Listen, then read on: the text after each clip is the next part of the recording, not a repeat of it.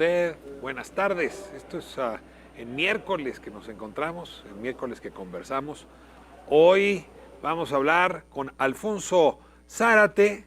Quizá usted lo recuerde, Alfonso fue durante mucho tiempo analista político en esta misma emisora, en 88.1. Fue un intelectual que en 1994 levantó la voz para evitar el choque de trenes, participó en aquello que se llamó el Grupo San Ángel. Muchos muchachos que hoy hacen política, toman las calles, no habían nacido entonces y sin embargo hay que decir que un ciclo político comenzó entonces y hay que ver si en estos años ha concluido o se ha revitalizado. Él escribió recientemente un texto, La Generación de 1994, que marcó la historia. Le he pedido que venga a hablarnos justamente pues, de estas dos décadas de transformaciones en nuestro país. Vamos a tener también el día de hoy a Luis Niño de Rivera. Él es el presidente de la Asociación de Bancos de México. El día de ayer anunció pues un robusto esfuerzo de parte del sector financiero para apoyar el crecimiento, para apoyar el arranque de una economía mexicana que no está pasando por sus mejores meses. Habrá que revisar su reflexión, su apuesta, lo que dicen en la Asociación Bancaria. Y tenemos también, ya ha estado con nosotros en otro momento, a Esteban Román, él es subdirector del periódico El Universal.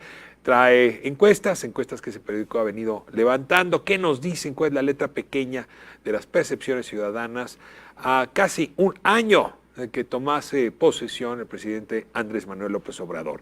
¿Cuáles han sido los principales hitos de este gobierno? ¿Cuáles han sido los momentos más complicados? ¿Cómo ha afectado la percepción ciudadana recogida por las encuestas este gobierno? Y vamos también el día de hoy a tener el análisis semanal, usted la conoce, la escucha todos los miércoles, de Natalia Saltalamaquia. Natalia nos trae el análisis internacional, desde luego tiene que ver su comentario con las declaraciones que le hiciera el presidente Donald Trump al periodista Tim O'Reilly, declaraciones que merecen pues más de un análisis, y si usted me permite, con ese editorial arrancamos. Las declaraciones de Trump.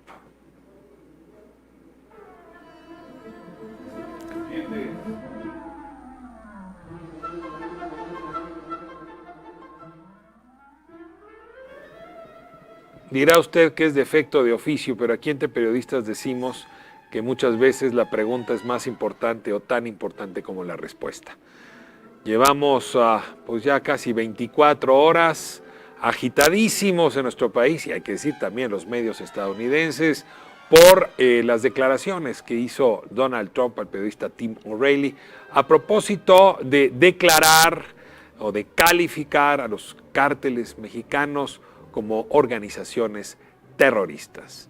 Antes de entrar en materia y de profundizar en las implicaciones legales, las consecuencias políticas, las consecuencias en la relación de los dos países y sobre todo de sus poderes, yo quisiera regresar a la pregunta, lo básico. Déjeme repetírsela en español, la pregunta que le hizo Tim O'Reilly al presidente Donald Trump después de hacer dos aclaraciones. La primera, que tiene una amistad de hace 30 años. O'Reilly todavía le preguntó a Donald Trump que no entendía cómo había aguantado él esa relación con O'Reilly, y la verdad es que uno se preguntaría lo contrario, pero en fin, ese no es el tema. Y lo segundo, que en realidad lo primero era el marco, el contexto, lo segundo es cuando O'Reilly le dice: usted ya me había dicho esto en conversaciones personales, no se molestará usted si lo digo ahora públicamente. Y a partir de esto es que le hace la siguiente pregunta. Le dice: presidente Trump, si otro país asesinara a 100,000 americanos, a 100,000 estadounidenses con pistolas, ¿no cabría ir entonces a una guerra con ese país? Y luego le hace la aclaración: los carteles mexicanos de la droga han matado a más de 100,000 estadounidenses cada año a partir de la importación de narcóticos peligrosos. ¿Está usted dispuesto, está usted listo para designar a estos cárteles como grupos terroristas? La respuesta contundente del presidente Trump, después de que le pusieron la pelota tan cerca de la portería, fue: sí van a ser designados como grupos terroristas. Hay más de una falacia, más de una mentira, más allá de la respuesta en la pregunta de O'Reilly. A ver, vamos hablando con seriedad. No es lo mismo que empresas criminales trafiquen con drogas a que un país le declara la guerra a otro. No es lo mismo que empresas criminales que operan en varios países atenten contra la vida de los conciudadanos a que un gobierno saque las armas y dispare contra los ciudadanos de otro gobierno. Así es que esa comparación que viene de Trump y que O'Reilly subraya, donde se compara a los cárteles mexicanos con el Estado mexicano, a los cárteles mexicanos con esas empresas criminales, es de suya una trampa mayúscula, y yo me permitiría hacer la crítica imperdonable para un buen periodista que O'Reilly no debe serlo. Segundo elemento, le dice, los cárteles de la droga han asesinado más de 100,000 estadounidenses, los cárteles mexicanos. Y aquí le pongo yo un signo de interrogación. ¿Cárteles mexicanos? A ver, pongámonos en orden. La empresa criminal del Pacífico, la empresa criminal del Golfo, la empresa criminal de Jalisco, tienen en efecto oficinas en México, tienen en efecto mandos mexicanos. Hay muchos mexicanos en estas empresas, pero yo no estoy tan seguro que sean empresas mexicanas por esa razón. A ver, se lo planteo así, cualquiera de estas empresas hace mucho más dinero anualmente en Estados Unidos de lo que hace en México. A ver, sus principales ingresos provienen de Estados Unidos, no de México. Voy más allá. Muchos de sus directivos viven en México. Recuerde usted el episodio de Ayotzinapa. ¿Desde dónde se coordinó el operativo para perseguir a los normalistas y luego desaparecerlos? Le dice algo el nombre Pablo Cuevas. Era la cabeza del cártel de los Guerreros Unidos, que desde Chicago dirigió el operativo donde se desaparecieron los normalistas. Pero el caso de Pablo Cuevas no es el único. La mayoría de estas empresas criminales tienen su matriz, tienen su oficina principal en los Estados Unidos. Entonces son cárteles estadounidenses, o si me permite decirlo así, mexicoamericanos. Pero ahora veamos dónde está la bodega. Las principales bodegas de esas drogas no están en Michoacán, no están en Reynosa. Transite usted por El Paso y va a ver cuántas bodegas ahí están situadas para almacenar drogas y luego distribuirlas. Y luego las armas, pues vienen también de aquel lado. ¿Qué le parece, O'Reilly, si hacemos usted y yo un intercambio? Llámelas como se llaman. Cárteles estadounidenses de la droga que tienen un pie y algunos mexicanos. Pues no son cárteles mexicanos. Es que quizá lo que tendría que declararse en Estados Unidos es una guerra contra sus propias organizaciones. Y dicho esto, y con esto concluyo, señor O'Reilly, la verdad, a nosotros sí que nos convendría, señor Trump, llamar organizaciones terroristas a estas que ustedes tienen y que nos dejen cooperar. Porque si nosotros no intervenimos, si nosotros no participamos en la investigación sobre estas empresas, sobre todo en su expresión estadounidense, nunca vamos a acabar con el flagelo en México. En otras palabras, como decía hoy el presidente, no solamente apoyo, cooperación de los dos países para combatir a los principales directivos que viven en Estados Unidos. Eso sí que me gusta, a lo mejor tiene razón el presidente Trump. Vamos a designar a estas organizaciones estadounidenses, organizaciones terroristas que hay que combatir sobre todo en territorio estadounidense. Comenzamos el programa.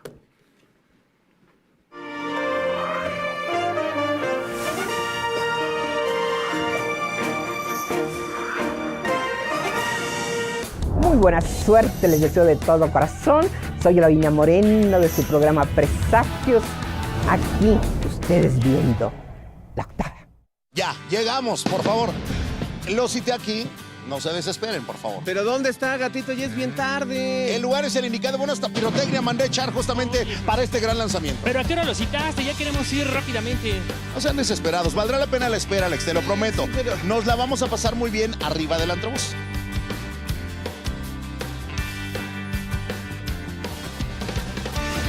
Oigan, ya sé, ¿qué les parece si caracterizamos a alguien y la disfrazamos de una francesa perdida en México?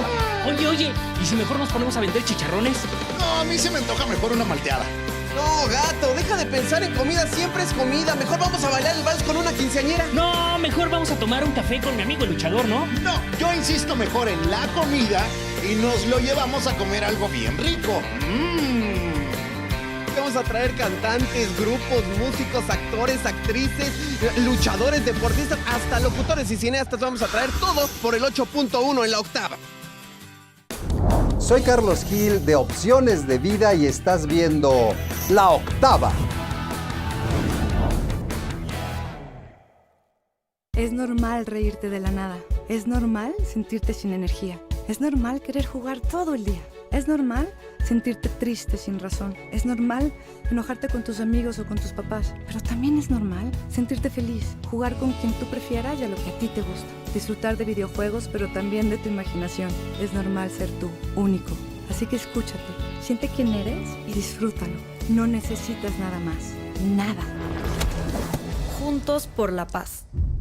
Este no es cualquier uniforme. Representa la paz y la justicia, honestidad, valor, capacidad y compromiso. Representa al pueblo, a la comunidad, a las colonias y a las ciudades de México. Es el uniforme de la Guardia Nacional. Gente como tú y como yo, que trabaja todos los días por la seguridad de sus familias y las de todo México. Yo lucho por la paz. ¿Y tú? ¿Por qué luchas? Guardia Nacional. Secretaría de Seguridad y Protección Ciudadana. Gobierno de México. Una cosa es no querer decirles nada y otra cosa es decirles de todo. Una cosa es dejarla salir y otra cosa es ahogar las penas en un vaso. Una cosa es disfrutar conectado y otra cosa es vivir esclavizado. ¿Y tú qué eliges? La decisión es tuya. Escuchemos primero. Juntos por la paz. Cada noche tenemos un encuentro con muchos aspectos de los artistas, con emociones, con alegrías, con sentimientos. ¿Cómo es la vida íntima de Claudio? ¿Es soltero, casado, viudo, divorciado? Soltero con novia hace mucho tiempo. ¿Crees en el matrimonio?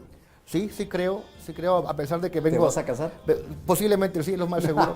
Es un espacio íntimo en el cual podemos disfrutar los artistas tal y como son.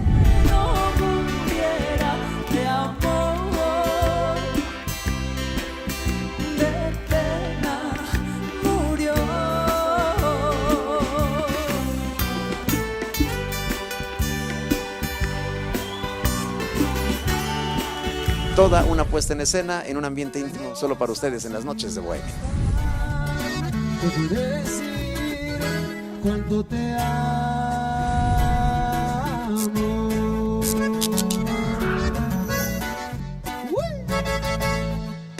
Soy Fer Quintana de Joya 93.7 y estás viendo La Octava.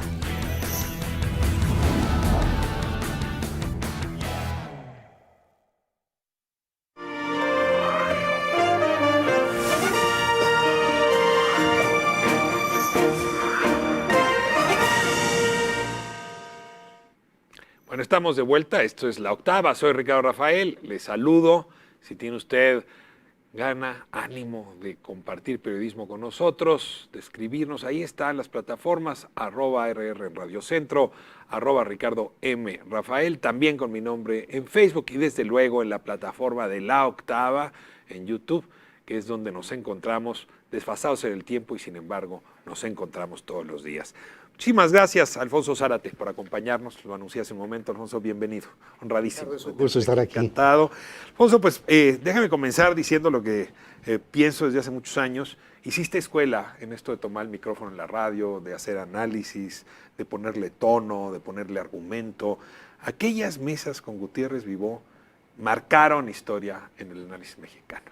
Entonces, si no te importa, dado que justamente corría por estas ondas hercianas también, que nos traigas a la memoria aquello que ocurría en los años 90. ¿Cómo era el debate? ¿Cómo llegaste a esas mesas? ¿Quiénes llegaron? ¿Cómo empezaron a cambiar el tono de la relación con el poder? ¿Y cómo se comportó el poder cuando empezó a escuchar críticas fuertes como las que se hacían en ese programa y hacías tú particularmente? Yo creo que para mí fue una experiencia formidable. Empezaría por cómo llegué. Recuerdo que una ocasión Alicia Ibargüengoitia, que era directora de planeación de Inforred, me preguntó si le aceptaba una tomada de té con mucho gusto. Y entonces me preguntó si conocía la mesa política. Le dije sí. ¿Podría participar en una mesa? Le dije, depende del tema. Si es un tema que yo creo que conozco, con mucho gusto. está el tema. Sí, acepté y fui a la mesa.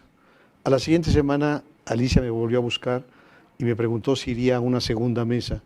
Volví a preguntarle cuál era el tema, me dijo cuál era el tema, acepté y a la tercera semana me hizo la invitación formal para incorporarme a la mesa. ¿Qué año era aquel, Alfonso? 96, era exactamente 1996 y debo decir que la mesa fue un fenómeno por muchas razones.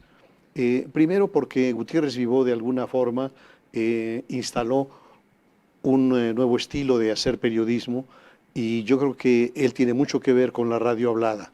Es decir, antes de Gutiérrez Vivó la mayoría de las estaciones eran estaciones musicales, pero él impone la radio hablada y sus mesas eran formidables. La mesa social, la mesa económica, la mesa política, la mesa que tenía con Ikram Antaki. Entonces él iba abordando temas muy diversos. Y en el caso de la mesa política... ¿Quiénes estuvieron, Alfonso? Porque a ver, tú estuviste casi del principio a final en esa mesa. Te volviste una suerte de anfitrión de esa mesa. Sí, yo creo que ahí Gutiérrez Vivó fue muy generoso conmigo en el sentido de invitarme de manera permanente, incluso en algunos ejercicios muy imaginativos. Recuerdo, por ejemplo, el examen a los candidatos presidenciales, que fue la primera vez que los candidatos se sometían a un examen en lo económico, en lo político, en lo social. Ahí me tocó, por ejemplo, examinar 2 horas a Vicente Fox, a Francisco Labastida y a Cuauhtémoc Cárdenas. ¿Te acuerdas de las calificaciones? Sí. ¿Cómo los calificaste? Del 1 al 10 a cada uno. Yo diría, por ejemplo, que era una experiencia de radio. Entonces, Francisco Labastida llegó muy preparado con un tarjetero con orden alfabético. De tal manera que él estaba consciente de que podía recurrir a sus apuntes y se demostró, digamos, el candidato más sólido, más informado. En el caso de Vicente Fox, quien lo tarjeteaba era Marta. Marta Sagún estaba detrás y cuando había alguna pregunta le pasaba una tarjeta para responder. Recuerdo un episodio, al final de la entrevista con Fox, Gutiérrez Vivó decidió abrir el micrófono y entró la llamada de un muchacho que dijo: yo quiero preguntarle, señor Fox, ¿cuál será su relación con aquellos que somos diferentes? Para ser más claro, ¿cuál será su actitud respecto a quienes somos gays? Y entonces Fox dijo: de absoluto respeto, pero yo he hecho mi tarea. Y entonces le dije: perdón, señor Fox, pero yo tengo aquí esta entrevista en el diario AM, en donde le preguntan su opinión AM de León, cuando él estaba en Guanajuato. Así es, y entonces le preguntan su opinión de los homosexuales, y usted textualmente dice: son una aberración de la naturaleza. Entonces, claro, lo sacudí porque no esperaba que yo sacara esa referencia, y dijo: pero seré respetuoso. Y en el caso de Cuauhtémoc... Hizo campaña contra Labastida, pues insinuando... La Vestida. Insinuando una digamos, vocación sexual que Sí. él no consideraba aceptable. Así es. Y después, en el caso del ingeniero Cárdenas, yo diría que me daba ternura porque llegó desprovisto de todo. No traía una pluma, no traía una tarjeta, no traía nada. Entonces lo sentí indefenso. Es decir, no preparado para lo que era un examen al candidato. Así que yo calificaría, digamos, a lo mejor en 8.5 a Labastida, en 7 a Fox y en 6.5 al ingeniero Cárdenas. Pero, Ricardo, es importante decir también que, a diferencia de lo que prevalecía en el país, ese era un espacio de libertad. Yo recuerdo cuando empecé a tocar lo intocable, es decir, la Iglesia Católica, las Fuerzas Armadas, el presidente de la República, y mientras yo hablaba, observaba a Gutiérrez Vivó y veía que no se le movía ni una pestaña. Después me enteré, no por Gutiérrez Vivó, sino por el dueño de Inforred, de Clemente Serna Alvear, la manera en que él resistía las presiones. Entonces, Clemente Serna decía, teníamos un programa de esta naturaleza y venía la llamada de Manuel Bartlett. Y entonces, una llamada intimidatoria. Y yo le respondía, decía Serna, Manuel, si lo que tú me estás diciendo es que si brincamos el margen de la ley nos vas a fregar, lo entiendo. Pero si lo que me estás diciendo es que aunque no brinquemos la ley, si es algo que les incomoda, me van a fregar, entonces me voy a defender. Así que yo creo que el mérito de la valentía de todo esto no fue solo Gutiérrez Vivó, sino que hubo un empresario detrás que resistió las presiones. Ahora, 96 estás a un año de que el México homogéneo de un vuelco. Es decir, la elección de 97 transformó la historia de este país porque la pluralidad que ya venía expresándose en los territorios llegó a la Cámara de Diputados. Y en ese momento se requerían voces que pudieran descifrar lo que estaba pasando, trazar las nuevas fronteras, los nuevos límites, no solamente los legales. Y ese debate, ese análisis, ayudó al trazado de esos límites, ayudó a traducir, a entregarle al auditorio mejores explicaciones. Sí, yo recuerdo un elogio que hizo de mí Gutiérrez Vivó en una cena de fin de año. Me dijo que yo le había aportado densidad a la mesa política. Y yo le dije, yo no dudo de que mis compañeros de mesa sean más inteligentes que yo, más preparados. La única diferencia quizá es que no son más profesionales. Y refiero a una anécdota. Vamos a una mesa en donde el tema tenía como génesis el maximatum. Y yo desarrollé desde mis días en el CIDE un pequeño esquema metodológico que aplicaba y que sigo aplicando en mi análisis político. Es un decálogo, pero muy sencillo, en donde digo, el abordaje de un tema reclama el análisis de su génesis, ¿no? La contextualización histórica, porque no emergen de la noche a la mañana, tienen raíz. En segundo lugar, el análisis del escenario, el espacio geográfico en el que tiene lugar el acontecimiento, con la información económica, social, política, cultural, en fin, de ese escenario. Luego, el análisis de los entornos que influyen sobre el acontecimiento, el entorno regional, el entorno nacional, el entorno internacional, y así sucesivamente. Entonces, así me preparaba siempre, y así me preparé para esa mesa. Cuando se toca el tema histórico, Gutiérrez Vivó le pasa la palabra a Lorenzo Meyer, y Lorenzo lo toca un poco superficial. Y cuando me toca a mí, entro con un poquito más de detalle a lo histórico, y saliendo del programa le digo a Lorenzo Meyer, Lorenzo, yo sé más historia que tú, porque yo estudio a Lorenzo Meyer. Entonces, tú escribiste el libro hace 20 años, pero no lo releíste, yo lo releí anoche. Entonces, digamos, eso... ¿Qué hizo Lorenzo Meyer? ¿Qué hizo el bueno, maestro? se rió porque realmente pues, era un elogio. Ahora, tú como lo acabas de advertir, hiciste carrera académica. Recuerdo que producías una carpeta púrpura, si no me acuerdo, ¿ese color? Fíjate qué interesante eso. Cuando yo llego al CIDE como director de estudios políticos, este departamento no tenía una carta y era el colmo porque una publicación. Así es, estaba la Carta Economía Mexicana, la Carta Economía de América Latina, estaba Estados Unidos, Perspectiva Latinoamericana, pero estudios políticos no tenía. Entonces, yo me doy a la tarea de reorganizar el departamento para que tengamos una publicación de coyuntura. Y esa tarea nos llevó 2 años, porque era asignar a cada uno de los investigadores un tema en donde se convirtiera en un estudioso experto, digamos, presidencialismo, desde postrimerías del porfiriato hasta ese momento que era la década de los 80, sindicalismo, partidos políticos, etc. Cuando terminamos este ejercicio y sacamos el número 0 de Política Mexicana, se distribuye en la comunidad académica con una muy buena reacción, pero el presidente del CIDE no acepta que se publique. En ese momento es Carrillo Arronte. Carrillo Arronte.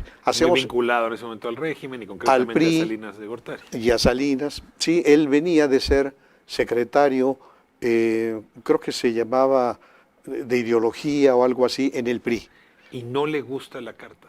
No solamente no le gusta, sino que prohíbe su publicación con un argumento. No me voy a confrontar con Manuel Bartlett, que era el secretario de Gobernación. Entonces yo le dije, Ricardo, somos una institución académica, ¿por qué tenemos que pedirle permiso a Gobernación? No hubo forma. Entonces, cuando yo dejo el CIDE y formo la consultoría, Grupo Consultor Interdisciplinario, dije, ahora hacemos esa publicación y ya no tenemos que pedirle permiso a nadie, y es Carta de Política Mexicana. Y esa carta, Alfonso, generó, digamos, mucha demanda. O sea, yo le recuerdo a muchos actores políticos sí, que querían leerla y querían estar reflejados en esa carta. Mira, los años no han pasado tanto, pero ese sí es un episodio, ahora en la época de las redes. Pero fíjate, Ricardo, por ejemplo, en el libro que estoy presentando, yo fui, digamos, muy disciplinado en ir tomando nota de cada una de las sesiones.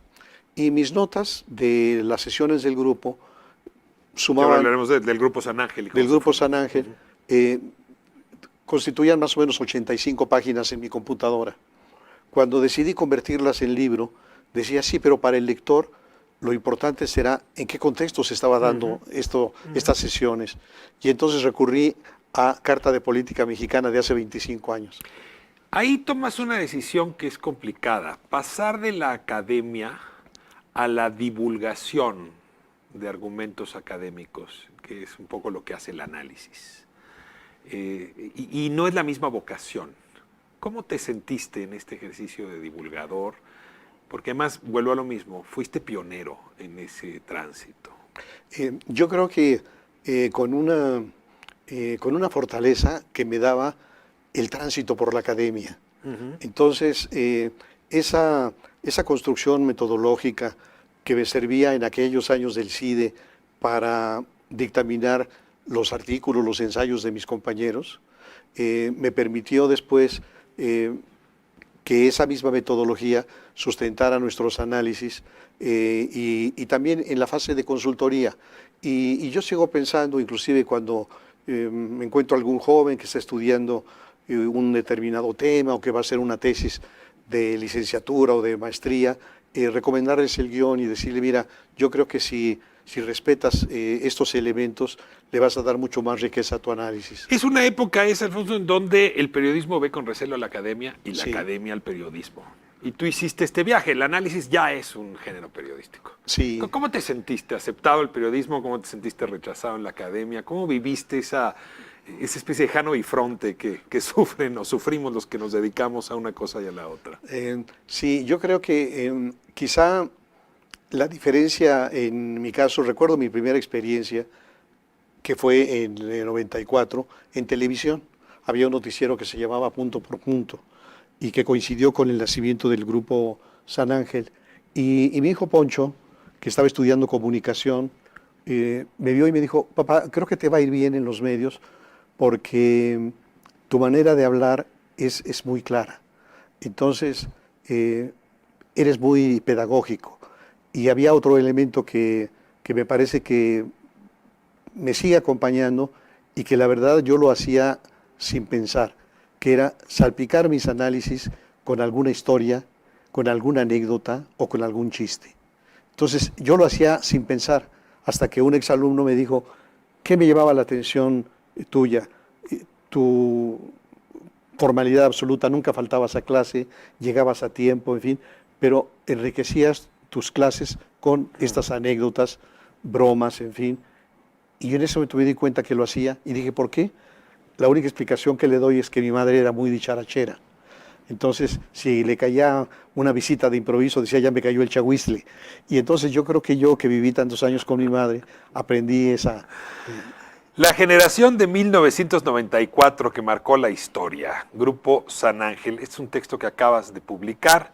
Si no te importa, vamos a corte y de regreso nos volvemos unos años atrás para llegar a este momento clave, decían algunos, el del choque de trenes que se evitó.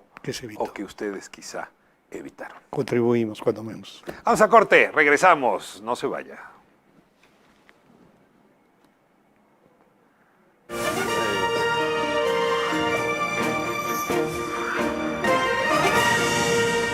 ¿Qué tal? Los saluda el comandante Hernández. Esto es REC, Reporteros Ciudadanos de los Supercívicos.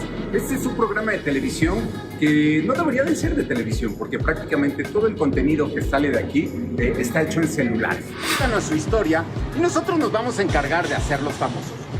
El rebote que está ahí, los policías me dijeron que ya tiene reportada la alcaldía. Su banqueta está muy resbalosa, entonces le vamos a poner estas lijas para que la gente no se vaya a romper la madre. ¿no? Porque su Barbie, Ejército de Oriente, siempre está lleno de caca. Este es Ejército de Oriente, ya había reportado que aquí se inunda seguido. Aquí no hay cámaras, ni micrófonos, ni maquillaje, sino simplemente historias reales de gente real que busca solucionar problemáticas de su comunidad. El día de hoy vamos a buscar esas banquetas que han sido invadidas por la gandayitis y vamos a tratar de buscarles un remedio para curarlas.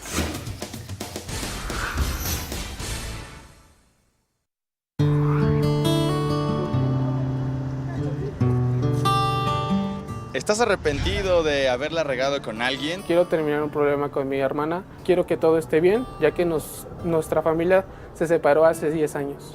¿Deseas hacer el orgullo a un lado y recuperar a esa persona que tanto amas? Que la quiero mucho, que necesito estar con ella para sacar adelante a nuestra hija. Reconciliaciones es el espacio perfecto para que esa persona regrese a tu lado y obtenga su perdón. ¿Por qué no estar con la familia? ¿Por qué no disfrutarse? ¿Por qué no amarse? ¿Por qué no apoyarse? Llueva, truene o relampaguee, nosotros estaremos ahí para conseguirlo. Hemos llegado, hemos arribado, vamos a ver qué pasa. Este es un detalle. Recuerda que cada una es muy especial, ya que realmente no sabremos qué sucederá. Yo ando buscando al dueño de mis quincenas. Busco a la dueña de mis quincenas. Busco al dueño de mis quincenas. Búscame a través de Facebook, las reconciliaciones de La Octava. Así que ya lo sabes, no te pierdas estas reconciliaciones aquí, en La Octava, por supuesto, por el 8.1. Oye, Cris, te tocan las quesadillas. Yo las pagué la vez anterior. Es que no traigo lana, todavía no es quincena. Pues sí, efectivamente, ya se acabó toda la lana. Oye, ¿y si invitamos a un famoso y le gorreamos las quesadillas? Pues de una vez, ¿no? Luego. Qué linda está la mañana y en que vengo a saludarte. No, pero ya trae la salsa el chicharrón, ¿no? A ver, la técnica del agarrado, a ver, ¿es importante? Totalmente. Aquí. El dedito chiquito tiene que ir levantado, ¿no? ¿Es la técnica? No, yo no lo levanto. Yo levanto, pero esta la boca. Y ahí está el preparado. Ay, miren nomás. Oye, aplauso a Techi que lo hizo sensacional, qué bárbara. Ay, se va a poner esto muy romántico, así que no se lo pierdan, obviamente, por La Octava. Claro, ahí los esperamos, Alex Aguilar y Cristian Rodríguez. Somos ¡Gorrones!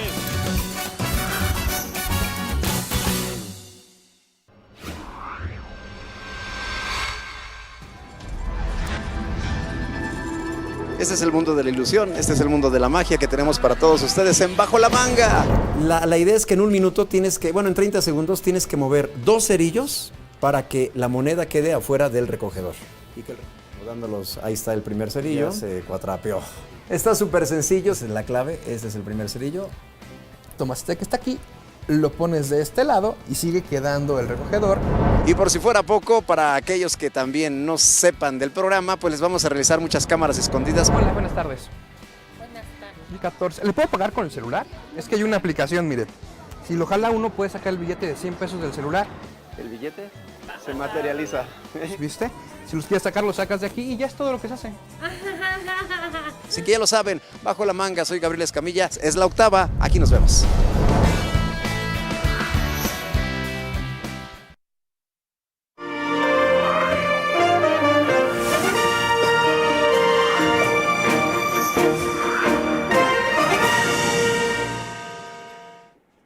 Esto es La Octava Televisión, 88.1 en Grupo Radio Centro.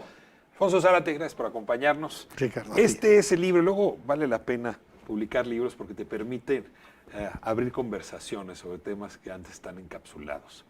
Creo que te tocaba a ti escribir la historia del Grupo San Ángel. Nadie mejor que tú podía narrarla, quizá por tu parsimonia, quizá por tu objetividad. Si, te lo voy a decir con franqueza, Jorge Castañeda me hubiera traído este libro, pues hubiera supuesto que era un libro biográfico, más bien autobiográfico. Aquí no estás tú y al mismo tiempo sí estás tú. Te pregunto la motivación. ¿Por qué en este momento de la historia mexicana recuperar al Grupo San Ángel como un libro, yo no sé si de historia o de actualidad? Las dos, yo creo que cuando nace el grupo, yo tengo la disciplina de tomar nota. Si se asisto a una reunión interesante, a una conferencia, a un diálogo, tomo nota. Quizá porque de niño aprendí una frase que dice que la más pálida tinta es mejor que la más brillante memoria. Entonces yo anotaba. Así que en el caso del Grupo San Ángel, tuve la oportunidad de asistir a todas las sesiones excepto la primera. Entonces, en todas llevé un registro. No soy taquígrafo, de tal manera que en ocasiones anotaba la idea principal, no textual. En otras ocasiones sí recuperaba la idea textual. Y yo creo que en algún momento sentí que el grupo iba a marcar la historia.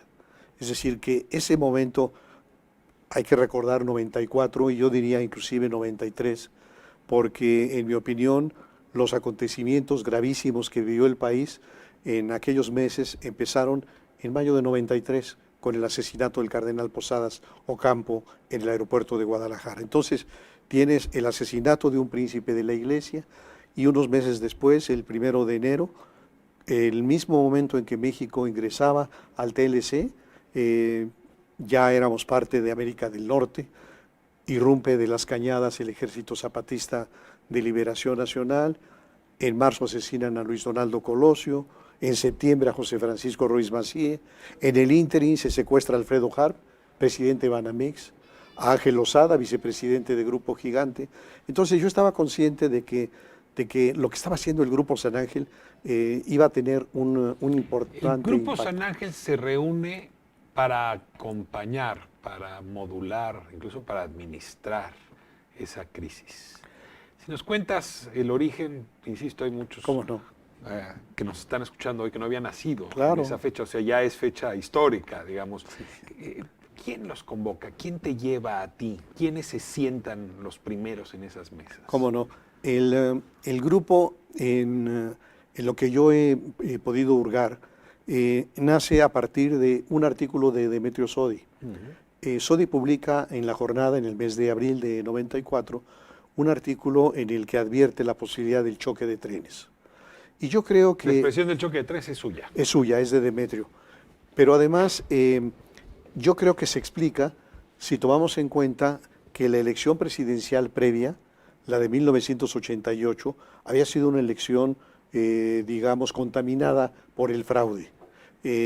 Conocemos la historia, este pequeño grupo que se separa del PRI, la Corriente Democrática, Cuauhtémoc Cárdenas, Porfirio Muñoz Ledo, Ifigenia Martínez, Rodolfo González Guevara, Valero, ese pequeño grupo que parecía representar muy poco, se desprende del PRI y suma a una serie de grupúsculos, exdirigentes del CEU, extrotskistas, excomunistas, el Partido Auténtico de la Revolución Mexicana. Y con eso basta para subir como espuma. Y con eso, y entonces le debaten al tú por tú al viejo aparato. Inclusive hay quien piensa que la elección la ganó el propio ingeniero Cárdenas. Así que en el 94 teníamos como referente el 88.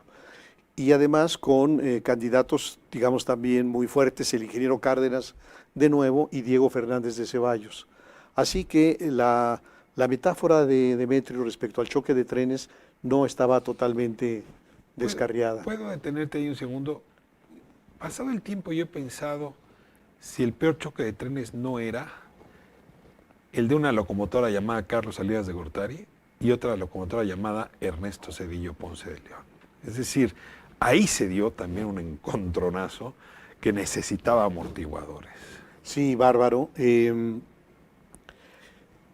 Entonces, a partir del artículo de Demetrio Sodi, no sé si una semana después o dos, Carlos Fuentes escribe en la misma jornada, recuperando esa idea y sugiriendo la pertinencia de que se constituyera un colectivo ciudadano, que tuviera representatividad, capacidad, respetabilidad para tratar de evitar lo que se veía venir como una crisis postelectoral. Entonces Fuentes hace el planteamiento y el presidente Salinas lo invita a platicar y le dice, me gusta mucho la idea, ojalá que la encaminen, que la lleven adelante. Y después se conoce, a través de distintas confidencias, de varias reuniones, incluso en Estados Unidos, en donde está Carlos Fuentes, está Lorenzo Meyer, Demetrio Sodi, Jorge Castañeda, y de allí ellos deciden echar a andar la propuesta. Alfonso, el Bester Gordillo juega un papel clave en el Grupo San Ángel. Cuéntanos cuál es su papel.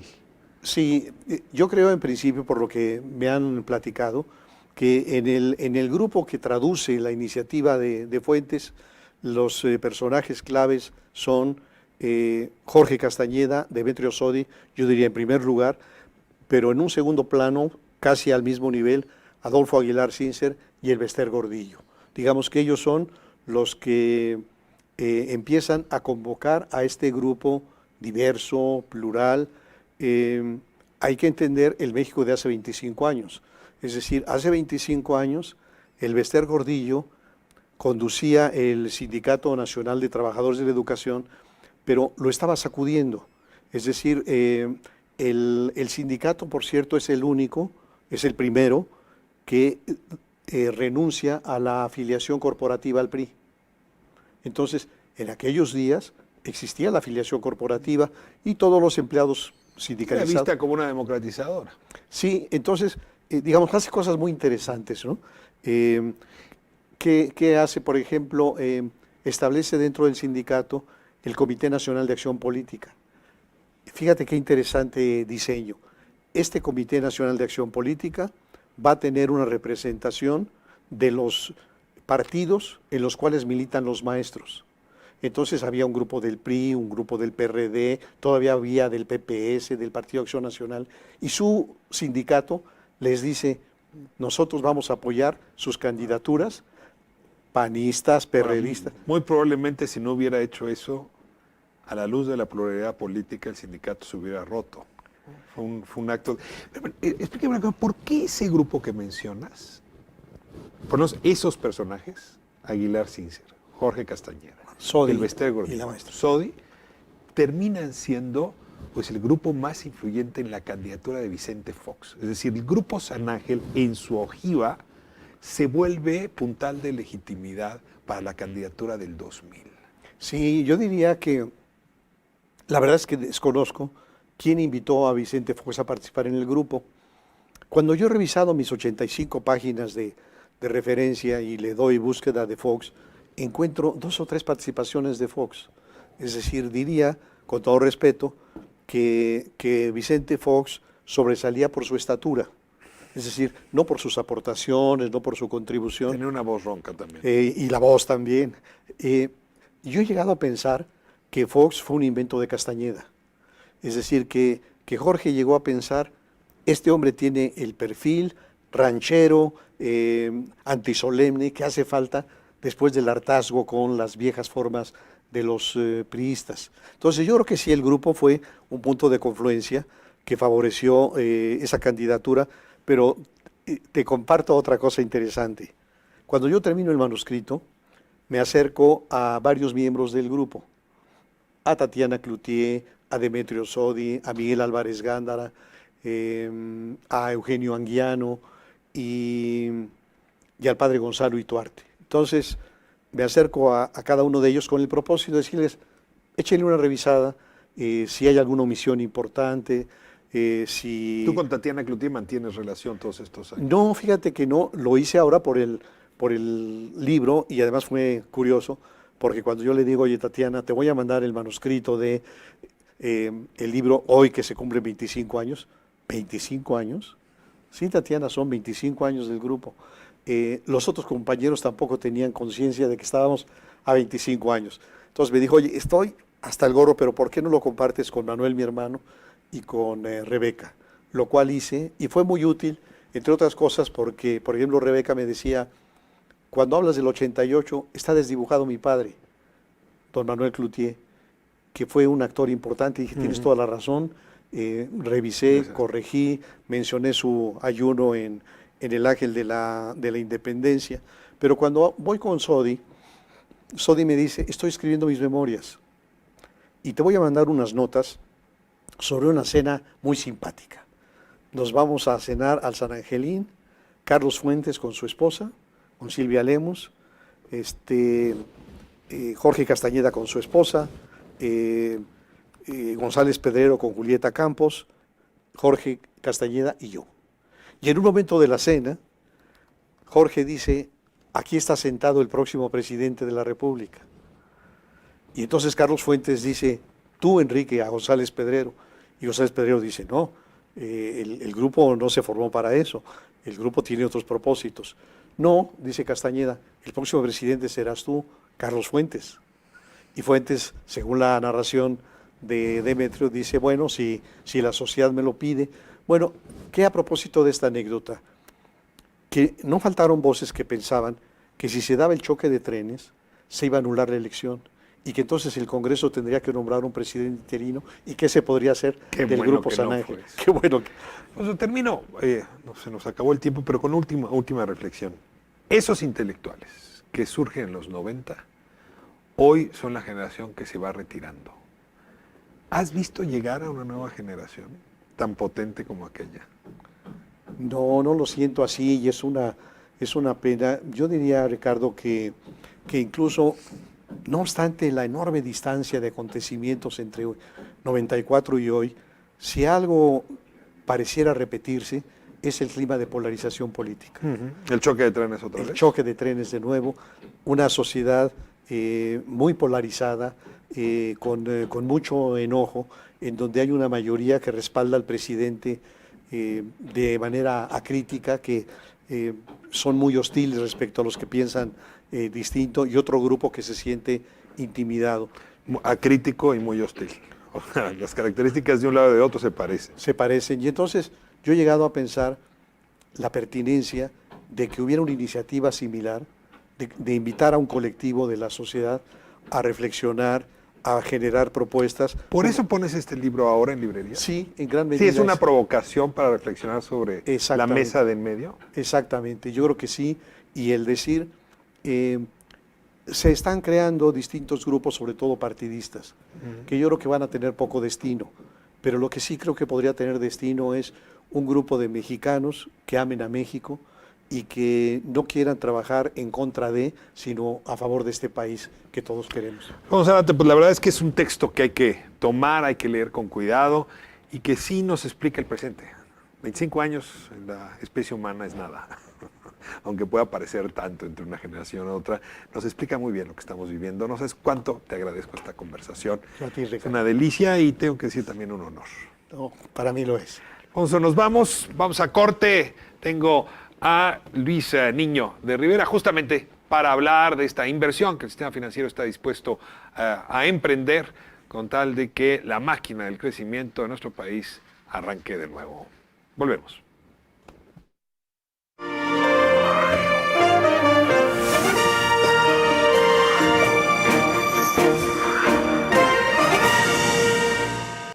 Cada noche tenemos un encuentro con muchos aspectos de los artistas, con emociones, con alegrías, con sentimientos. ¿Cómo es la vida íntima de Claudio? ¿Es soltero, casado, viudo, divorciado? Soltero, con novia hace mucho tiempo.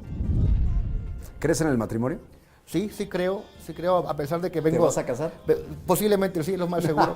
Es un espacio íntimo en el cual podemos disfrutar a los artistas tal y como son.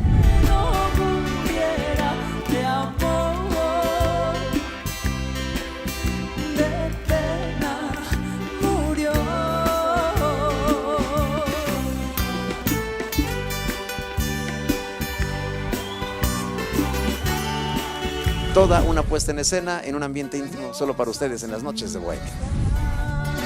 Te pude decir cuánto te amo.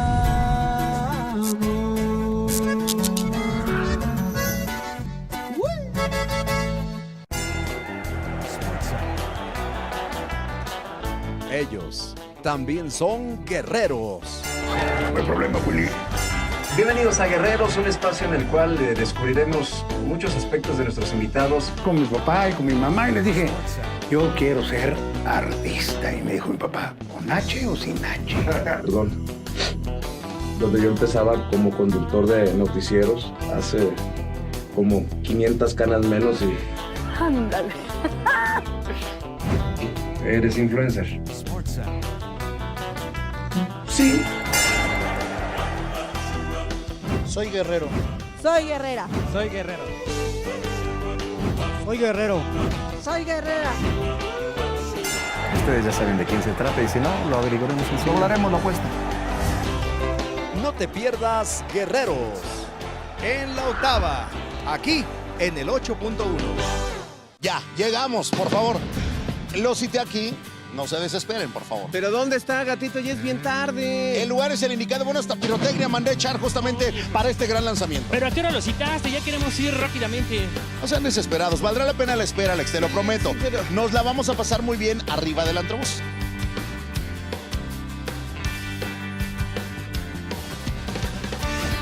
Oigan, ya sé, ¿qué les parece si caracterizamos a alguien y la disfrazamos de una francesa perdida en México? Oye, ¿y si mejor nos ponemos a vender chicharrones?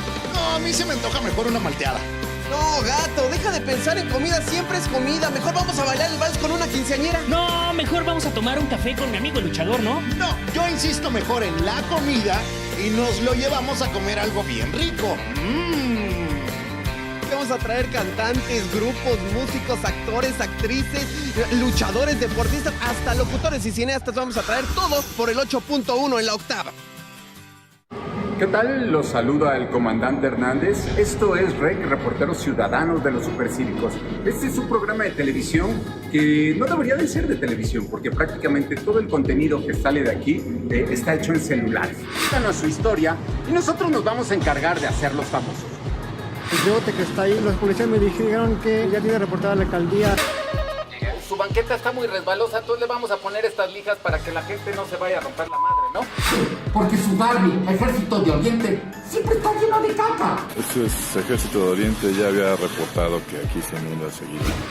Aquí no hay cámaras, ni micrófonos, ni maquillaje, sino simplemente historias reales de gente real que busca solucionar problemáticas de su comunidad. El día de hoy vamos a buscar esas banquetas que han sido invadidas por la gandralitis y vamos a tratar de buscarles un remedio para curarlas.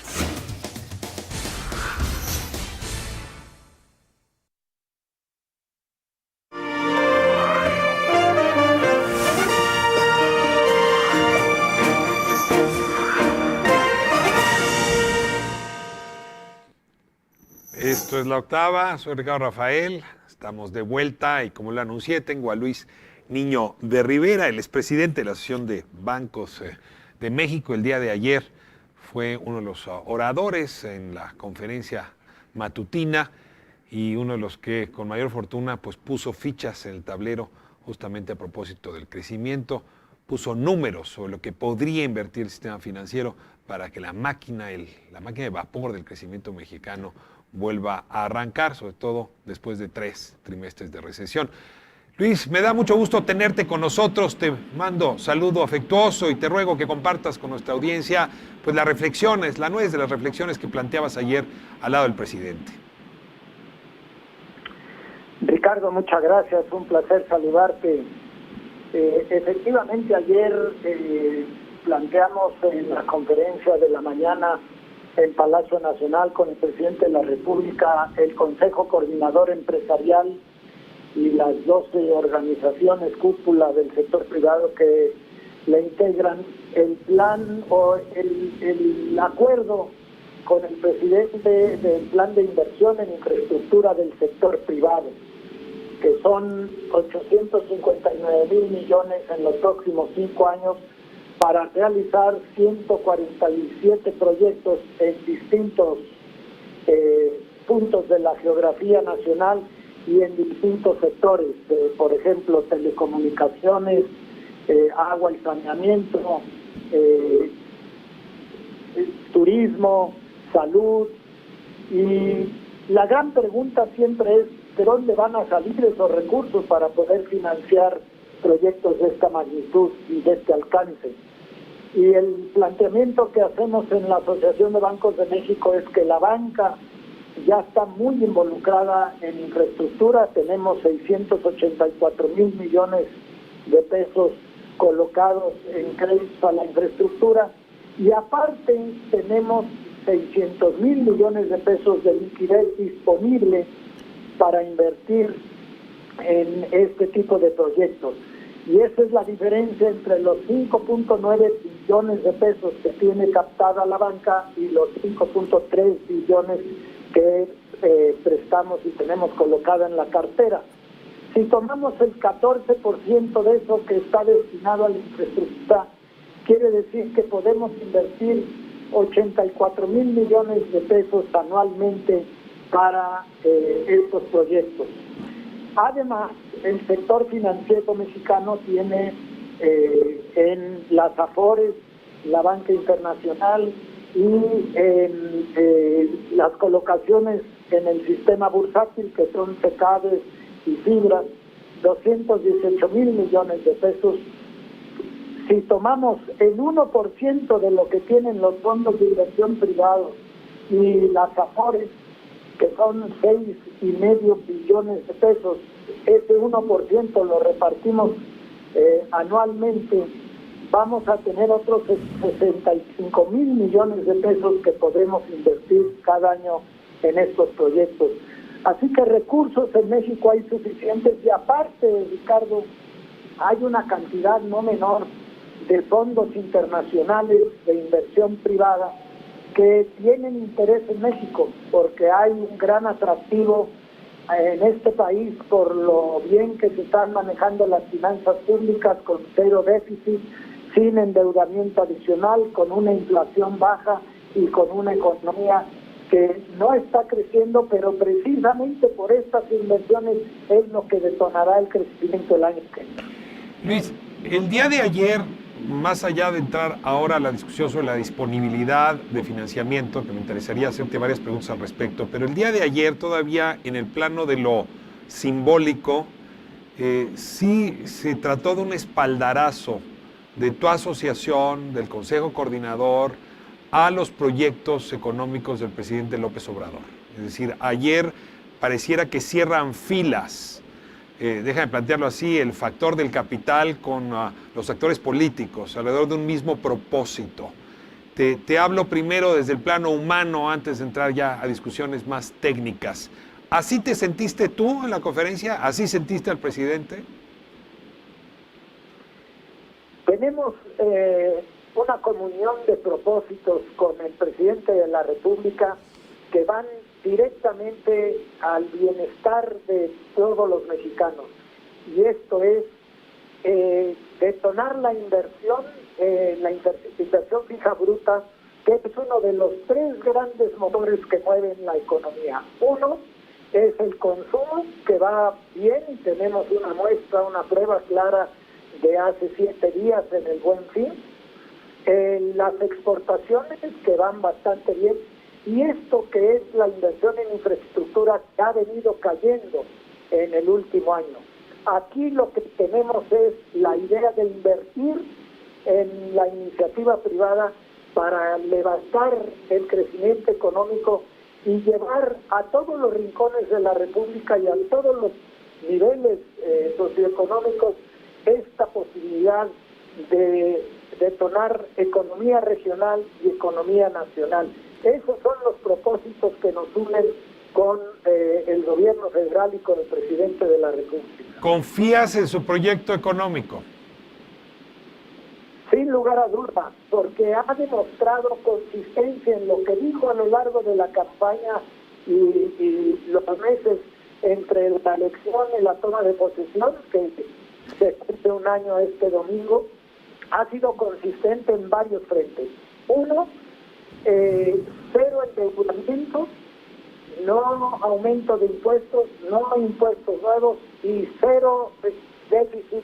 Es más, hasta hay un planteamiento de un superávit primario en el presupuesto de egresos de la Federación. Por otro lado, respeto a la autonomía del Banco de México, que también es un factor relevante del manejo económico del país. Por consiguiente, el terreno está fértil para que estas inversiones del sector privado le den un empujón considerable a la economía nacional durante el año que viene. Luis, entro al tema que me preocuparía si lo que me temo se lleva a cabo. Una cosa es disponibilidad, y tú das cifras muy grandes de disponibilidad de financiamiento, y otra cosa es financiar la deuda pública. La deuda pública mexicana es grande, y no hablo de la deuda exterior, sino la deuda del gobierno mexicano con la inversión privada.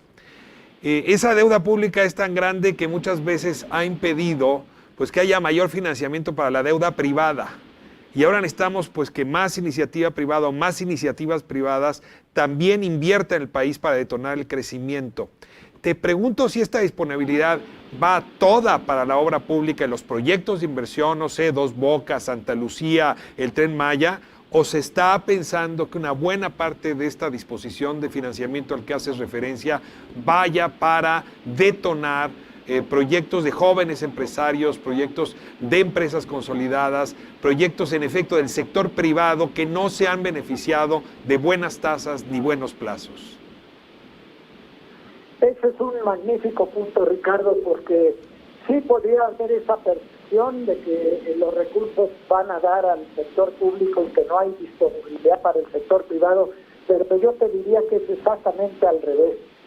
La banca tiene 600,000 millones de pesos disponibles para crecer el crédito en todos los frentes, particularmente a la iniciativa privada, a las grandes empresas, a las micro, pequeñas y medianas, al consumo, la vivienda, el sector automotriz, el campo y los créditos personales.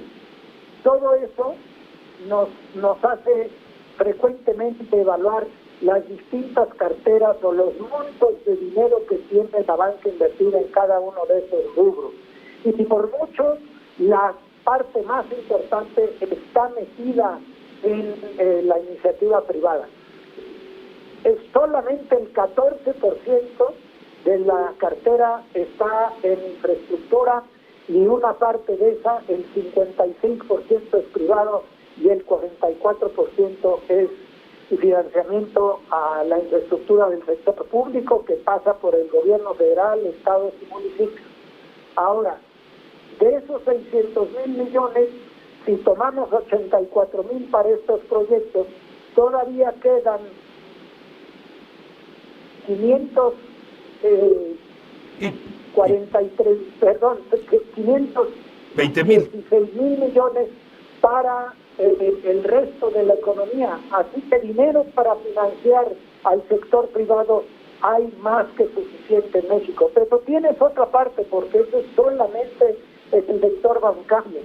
Tienes fondos de inversión privados que tienen 2.6 billones de pesos.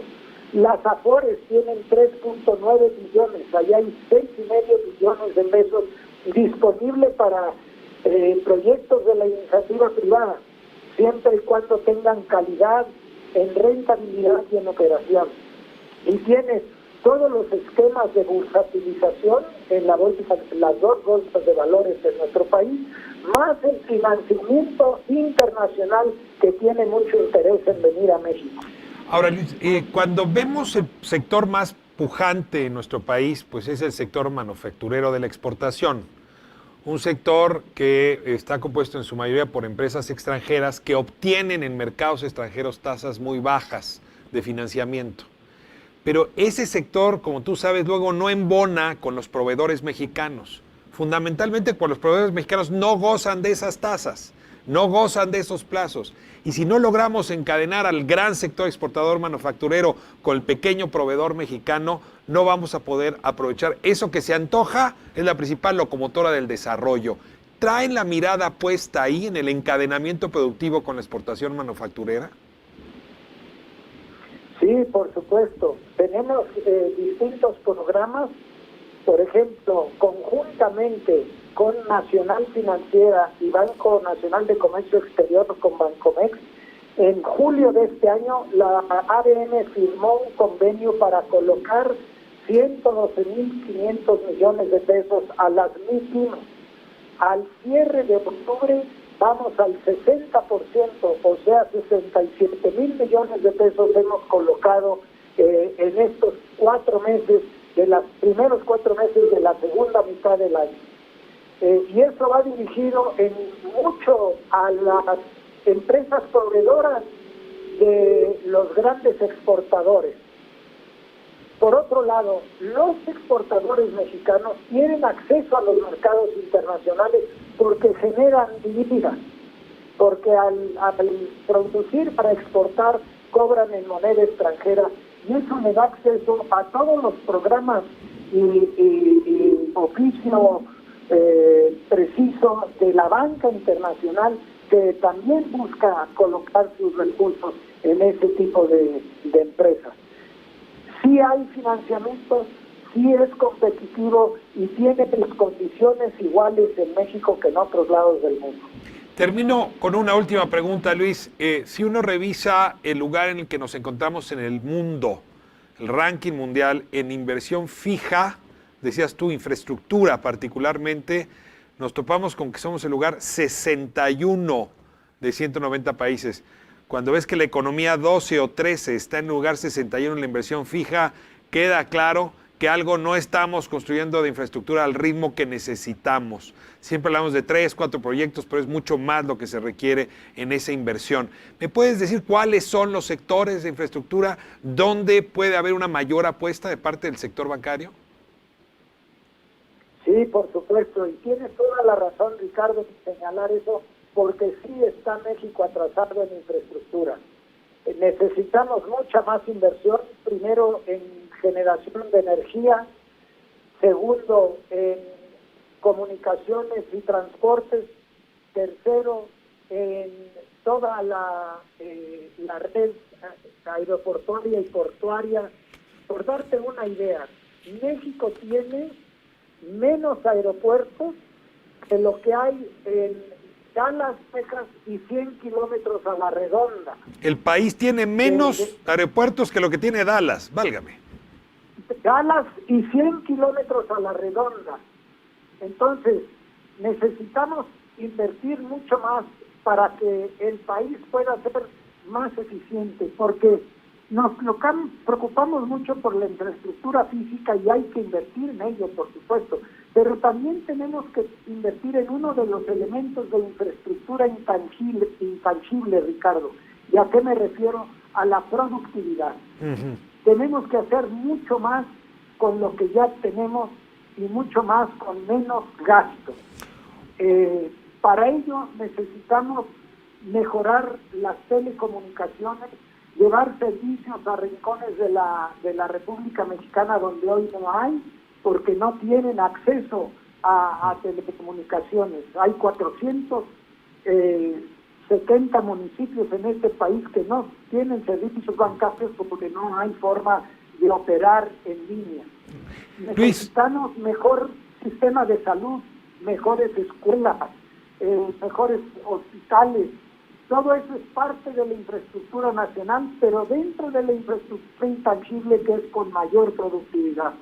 Luis, cierro con el tema del aeropuerto de Texcoco. Yo estoy convencido que fue una mala señal al mercado de los inversionistas la cancelación del proyecto de Texcoco, más allá de sus defectos o sus virtudes. ¿Se vuelve a abrir esta conversación entre ustedes y el presidente o se mantiene cerrada, Luis, después de estos acuerdos que están tomando? Nosotros ayer hablamos de 147 proyectos que tienen nombre y apellido, tamaño económico, estructura financiera, ubicación geográfica y sector en el que están encajados o enclavados. Por lo tanto, estamos construyendo, invirtiendo en lo que la iniciativa privada ve como una gran oportunidad. Ese es el tema que discutimos. La inversión fija bruta del sector público no es un tema que hayamos tratado hasta ahorita. O sea, Texcoco no está ahí, esa es inversión pública. Muchísimas gracias, Luis Niño de Rivera. La verdad es que siempre eres bastante didáctico para explicar temas que al común de los mortales nos cuesta trabajo entender. Es que por ese doble favor, por informarnos y hacerlo bien, te agradezco mucho esta participación hoy por la tarde aquí en La Octava, Luis. Al contrario, Ricardo, siempre es un placer platicar contigo y con tu audiencia. Que tenga muy buena tarde. De ida y vuelta. Luis Niño de Rivera, él es presidente de la Asociación de Bancos de México. Él tiene parte de este acuerdo que el día de ayer se dio a conocer entre el gobierno de la República y el sector privado. Nos vamos a corte. De vuelta, vamos a hablar de las encuestas, la percepción ciudadana sobre el gobierno, sobre su actividad, sobre la discusión pública, sobre los principales temas a un año, casi un año, de la toma de posesión del presidente Andrés Manuel López Obrador. No se vaya, regresamos.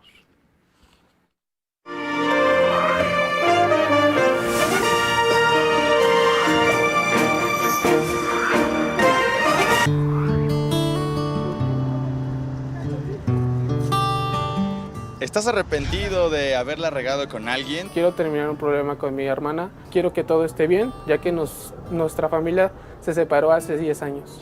¿Deseas hacer el orgullo a un lado y recuperar a esa persona que tanto amas? Que la quiero mucho, que necesito estar con ella para sacar adelante a nuestra hija. Reconciliaciones es el espacio perfecto para que esa persona regrese a tu lado y obtenga su perdón. ¿Por qué no estar con la familia? ¿Por qué no disfrutarse? ¿Por qué no amarse? ¿Por qué no apoyarse? Llueva, truene o relampaguee, nosotros estaremos ahí para conseguirlo. Hemos llegado, hemos arribado, vamos a ver qué pasa. Este es un detalle. Recuerda que cada una es muy especial, ya que realmente no sabremos qué sucederá. Yo ando buscando al dueño de mis quincenas. Busco a la dueña de mis quincenas. Busco al dueño de mis quincenas. Búscame a través de Facebook, las reconciliaciones de la octava. Así que ya lo sabes, no te pierdas estas reconciliaciones aquí, en la octava, por supuesto, por el 8.1. Oye, Cris, te tocan las quesadillas. Yo las pagué la vez anterior. Es que no traigo lana, todavía no es quincena. Pues sí, efectivamente, ya se acabó toda la lana. Oye, ¿y si invitamos a un famoso y le gorreamos las quesadillas? Pues de una vez, ¿no? Luego.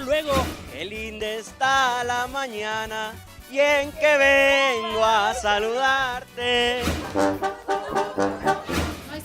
No, pero ya trae la salsa en chicharrón, ¿no? A ver, la técnica del agarrado, a ver, ¿es importante? Totalmente, aquí. El dedito chiquito tiene que ir levantado, ¿no? ¿Es la técnica? No, yo no lo levanto. Yo levanto, pero esta la boca. Y ahí está el preparado. Ay, miren nomás. Oye, aplauso a Techi que lo hizo sensacional, qué bárbara.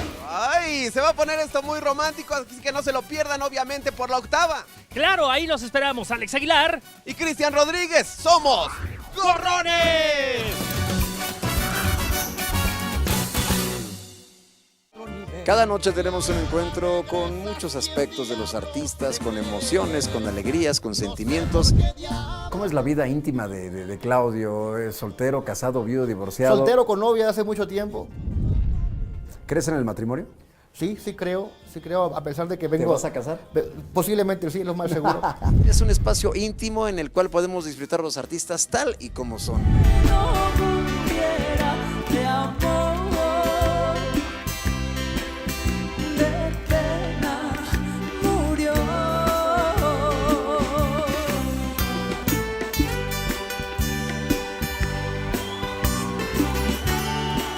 Toda una puesta en escena en un ambiente íntimo solo para ustedes en las noches de Bohemia.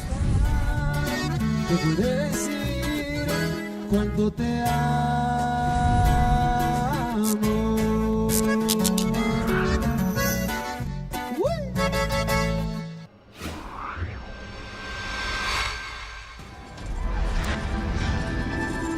Este es el mundo de la ilusión, este es el mundo de la magia que tenemos para todos ustedes en Bajo la Manga. La idea es que en un minuto en 30 segundos tienes que mover 2 cerillos para que la moneda quede afuera del recogedor. Dándolos, ahí está el primer cerillo, se cuatrapeó. Está súper sencillo, esa es la clave, este es el primer cerillo. Tomas este que está aquí, lo pones de este lado y sigue quedando el recogedor. Y por si fuera poco, para aquellos que también no sepan del programa, pues les vamos a realizar muchas cámaras escondidas. Hola, buenas tardes. Buenas tardes. 14. ¿Le puedo pagar con el celular? Es que hay una aplicación, mire. Si lo jala uno, puede sacar el billete de 100 pesos del celular. El billete se materializa. ¿Viste? Si los quieres sacar, lo sacas de aquí y ya es todo lo que se hace. Así que ya lo saben, Bajo la Manga, soy Gabriel Escamilla, es la octava, aquí nos vemos.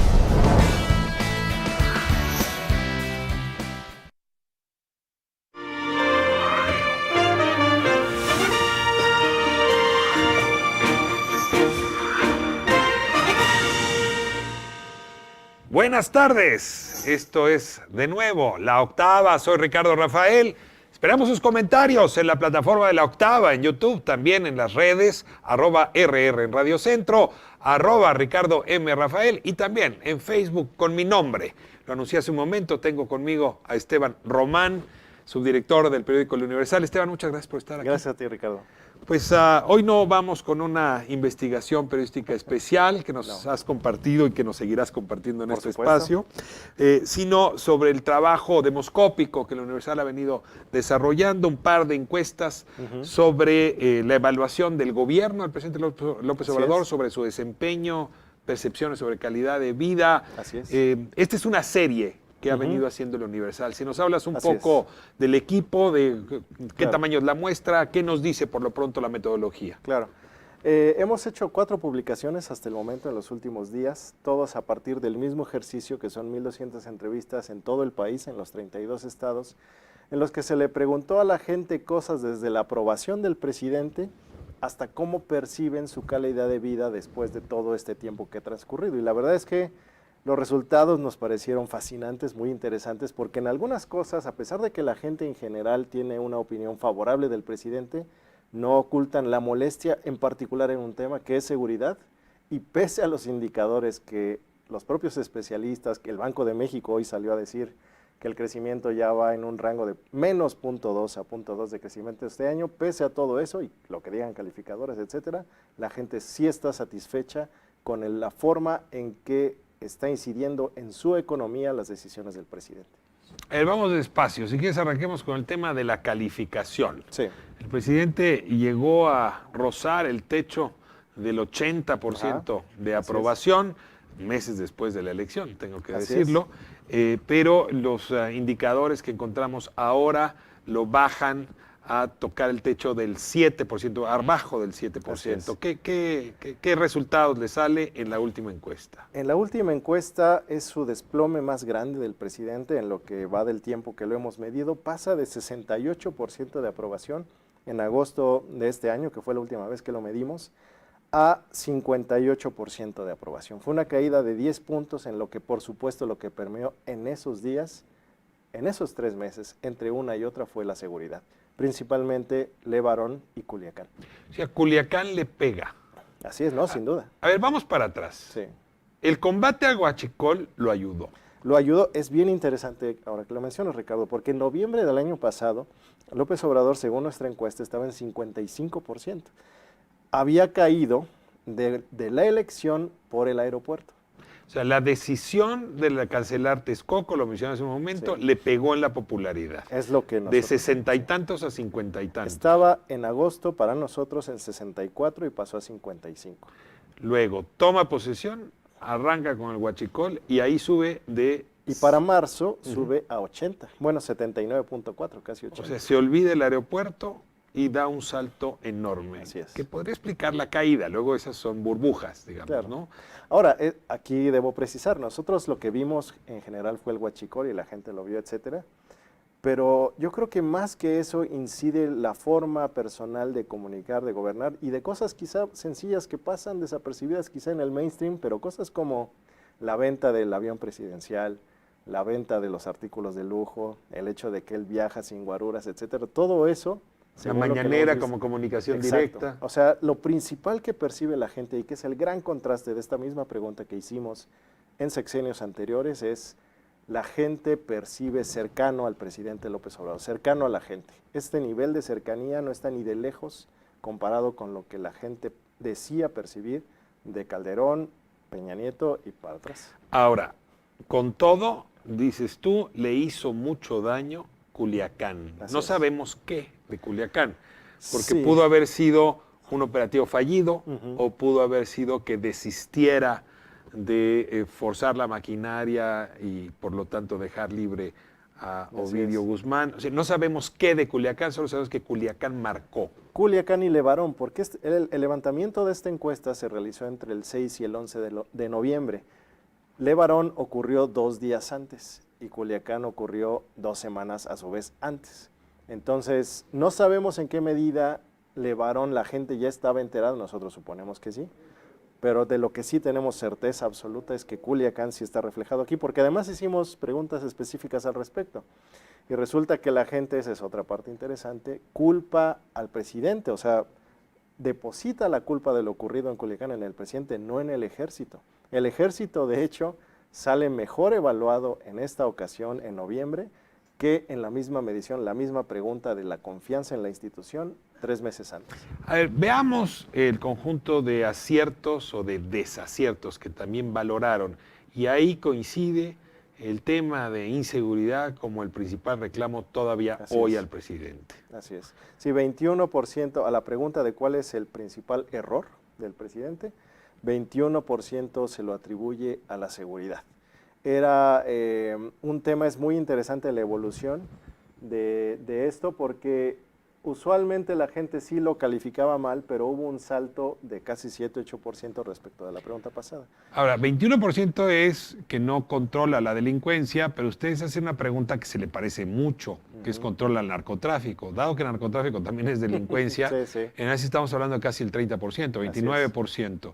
Y si a eso le añadimos violencia en el país, que es 6%, pues sí estás hablando de un 36% que se quejan por el tema de la ausencia de pacificación prometida. Así es, y hay otra pregunta en donde se le dice a la gente, ¿cuál de todas las acciones del gobierno usted considera que lo ha realizado bien, mal o regular? A esa pregunta, hace un año, en noviembre del año pasado, bueno, no, más bien, en marzo de este año, que fue la más cercana cuando ya era presidente, en marzo de este año, el 50% de la población aprobaba la estrategia de seguridad del presidente López Obrador y aproximadamente el 30% la desaprobaba.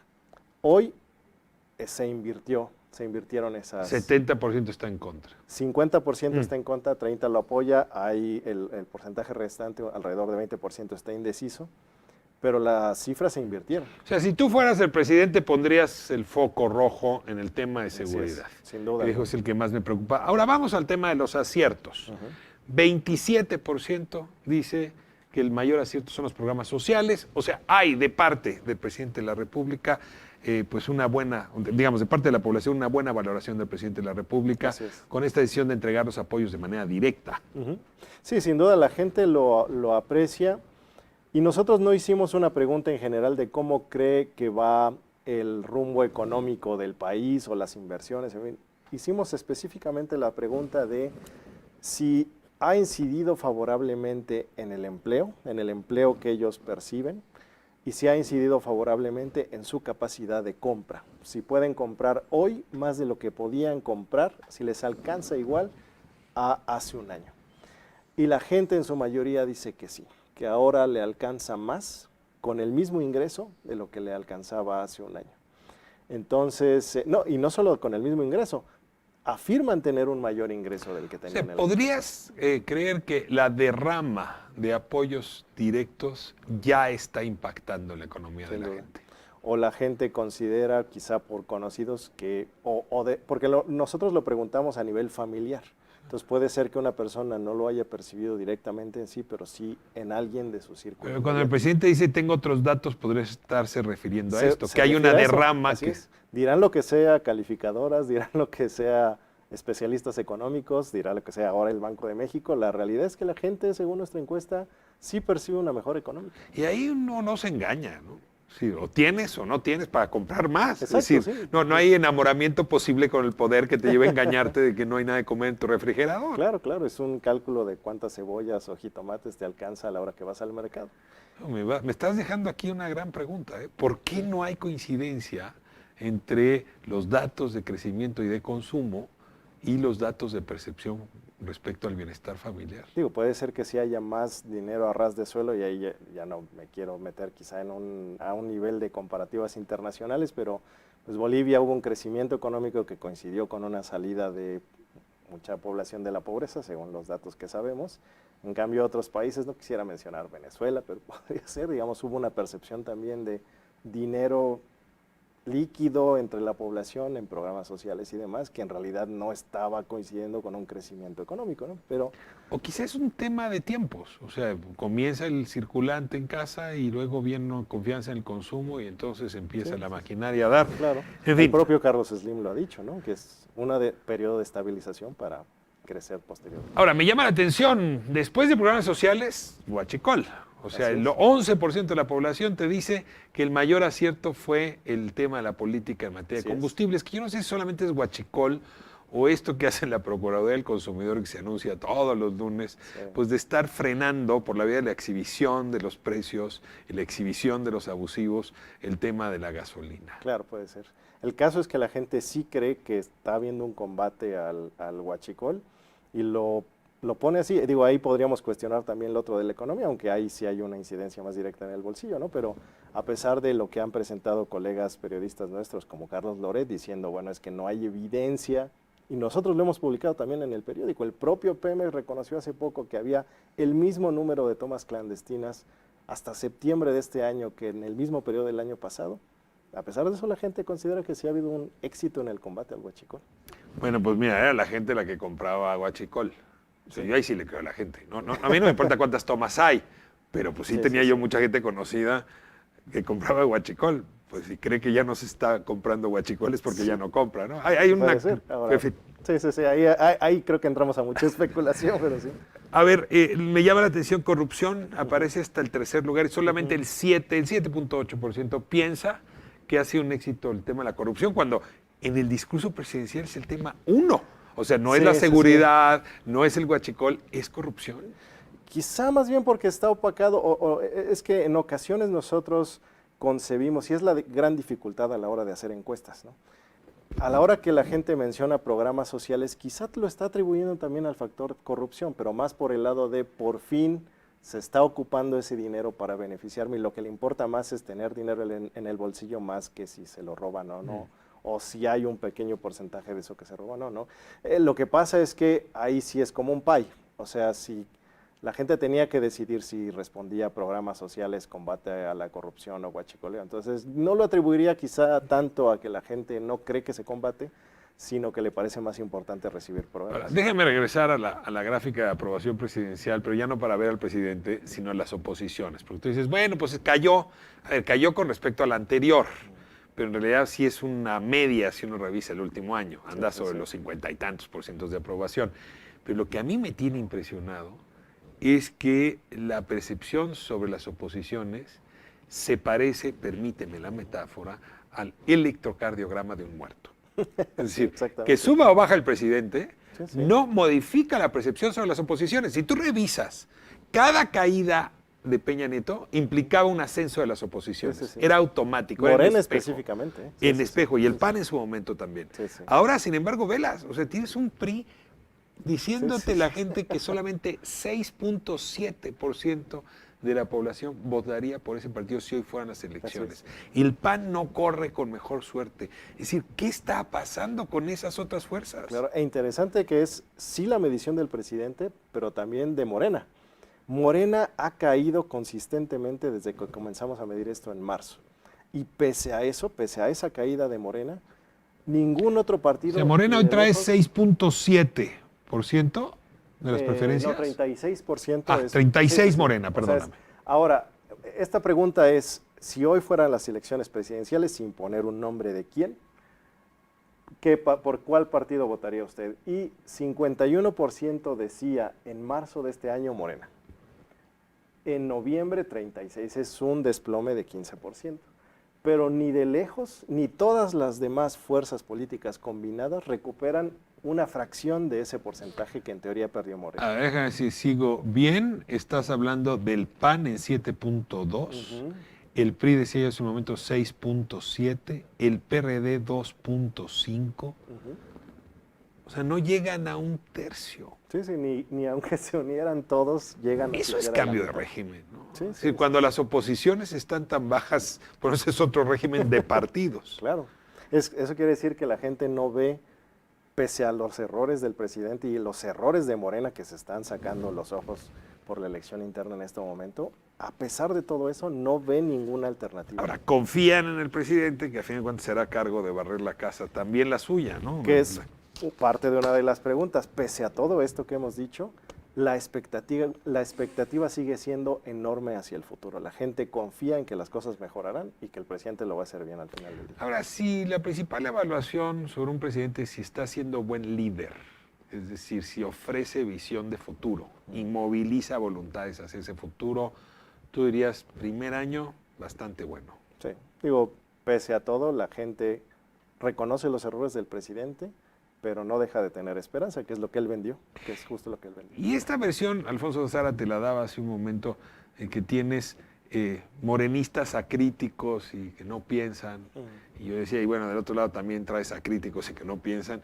no se refleja en estas encuestas. O sea, traes mucho mayor sofisticación en la gente de lo que le estamos o algunos le están queriendo asignar? Es muy difícil realmente medirlo con ejercicios como estos. Se puede medir quizá con un factor y eso es muy interesante. En la pregunta de las expectativas que tiene la gente hacia el futuro, la gente que no tenía absolutamente ninguna duda de lo promisorio que iba a ser el futuro bajó un tanto.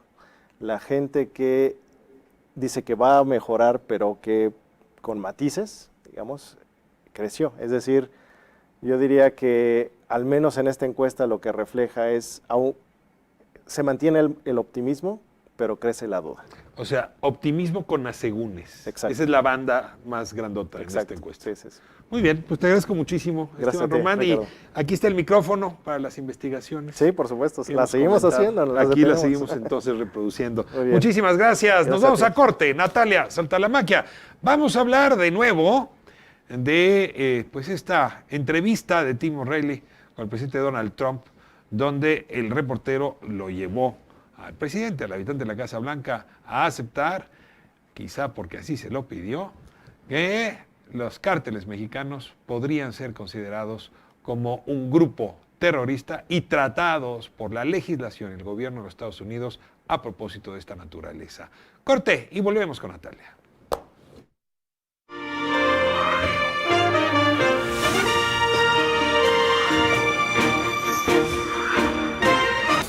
Hola, yo soy Carlos Valle de Joya 937. Esta es La Octava.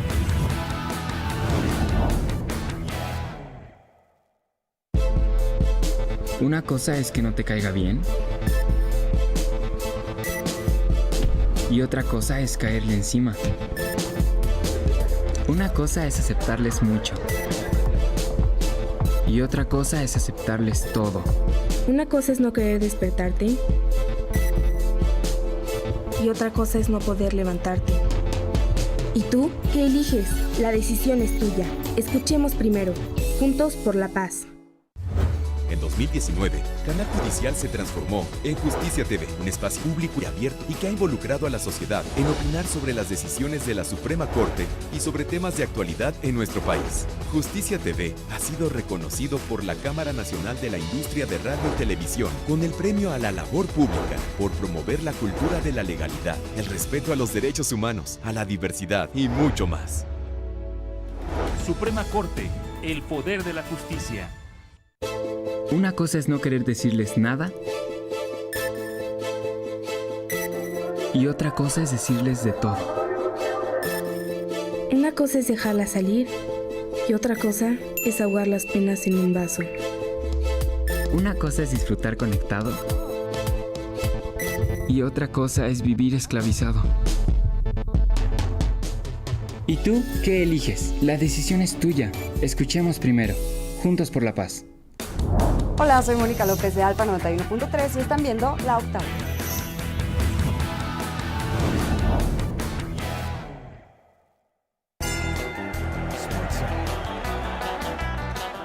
Ellos también son guerreros. No hay problema, Willy. Bienvenidos a Guerreros, un espacio en el cual descubriremos muchos aspectos de nuestros invitados. Con mi papá y con mi mamá y les dije, yo quiero ser artista. Y me dijo mi papá, ¿con H o sin H? Perdón. Donde yo empezaba como conductor de noticieros, hace como 500 canas menos y... Ándale. ¿Eres influencer? Sí. Soy guerrero. Soy guerrera. Soy guerrero. Soy guerrero. Soy guerrera. Ustedes ya saben de quién se trata y si no, lo averiguaremos en su... Doblaremos la apuesta. No te pierdas Guerreros en La Octava, aquí en el 8.1.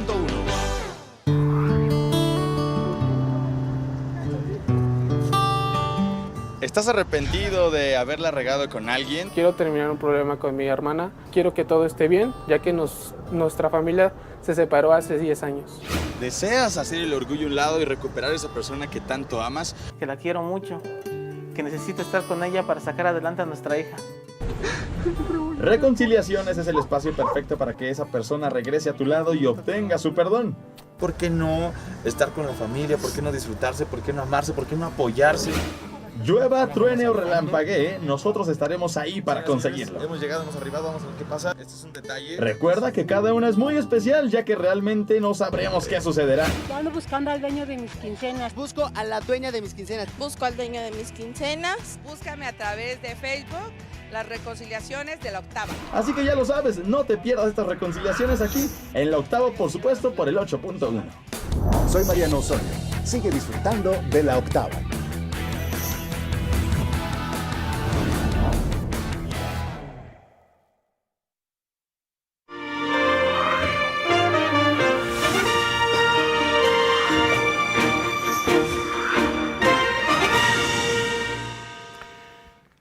Esto es la octava y aquí está con nosotros ya Natalia Saltalamacchia. Natalia, muchas gracias. Muchas gracias a ustedes. Buenas tardes a todos. Válgame, la agenda internacional cada vez es más abultada, más Intensa. importante, más interesante.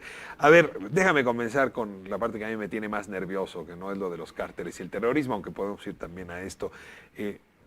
Salieron el subsecretario Seade, el secretario Ebrard, pues con mucha preocupación el lunes, advirtiendo que ya México hizo todo lo que estaba en su poder para la ratificación del TEMEC y que pues allá los legisladores, particularmente los demócratas en la Casa de Representantes, no reaccionan y que esto se lo va a llevar la trampa. Sí. A ver, ¿cómo estás viendo tú el tema del TEMEC? ¿Crees que salga algo, que algo se mueva de aquí a fin de año? Justamente, el avance que existe es que Nancy Pelosi le presentó a Robert Lighthizer, que es el representante comercial de Trump, sus propuestas para estar ya en posibilidad de llevar esto al Pleno y que haya una votación, si se puede, antes de que termine el año. Esas propuestas significan algunos cambios. Y hoy en este preciso momento están reunidos el subsecretario Seade, Robert Lighthizer y la viceprimer ministra de Canadá la negociación en Washington para ver de qué se tratan estas propuestas demócratas. No tenemos idea todavía de la información exacta. Habría dos caminos. Uno, que los demócratas hayan pedido reescribir una parte del texto, lo cual sería abrir una caja de Pandora y lo haría muy complicado, o que estén pidiendo introducir un anexo con nuevos compromisos, porque ¿qué le preocupa a la parte demócrata? Le preocupa que los estándares laborales en México sí se apliquen, que más allá de que existe una reforma laboral, más allá de que en efecto hemos hecho todas las señales de que va a estar bien financiada para que se lleve a cabo, les genera dudas sobre si esto se va a aplicar realmente en las plantas mexicanas. Y por ahí van las peticiones de ellos. La información que no yo conocemos. tengo y que se ve corroborada por algunos de los discursos es que, perdón el símil, la CTM de Estados Unidos, la FLCO, ¿sí?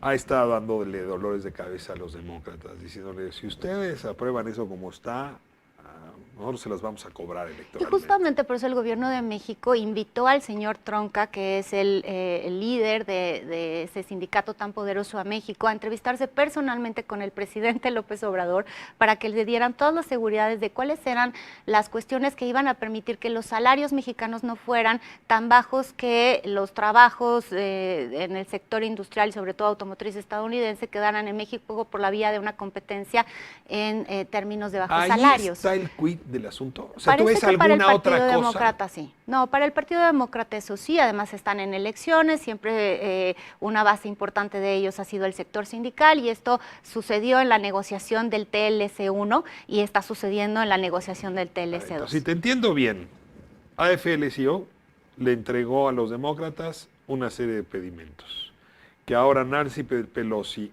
le entrega al gobierno de Trump, al gobierno de Canadá y al gobierno mexicano, para que quizá con una adenda esto pueda destrabarse. En efecto. O sea, se le mueve más de una patita a esto. Bueno, sí, podría ser que si es un anexo y México y Canadá están dispuestos a aceptarlo, entonces podría ser que el liderazgo demócrata Pelosi la semana que viene, o sea, la primera semana de diciembre, someta esto al Pleno y entonces hay una votación. Aquí Cámara de Representantes y Senado tendrían que estar actuando de manera concurrente porque el periodo legislativo se cierra el 12 de diciembre y no habría posibilidad de hacerlo Natalia, ahora al resulta final que del la año. Virgen de Guadalupe va a intervenir en esto que me estás diciendo. Mira, no no lo sé, Nuestros pero ciclos son muy curiosos. sobre todo me parece que además los estadounidenses siempre juegan a ponernos plazos que son tan inmediatos que terminamos aceptando cosas que a lo mejor no necesariamente tendríamos que aceptar.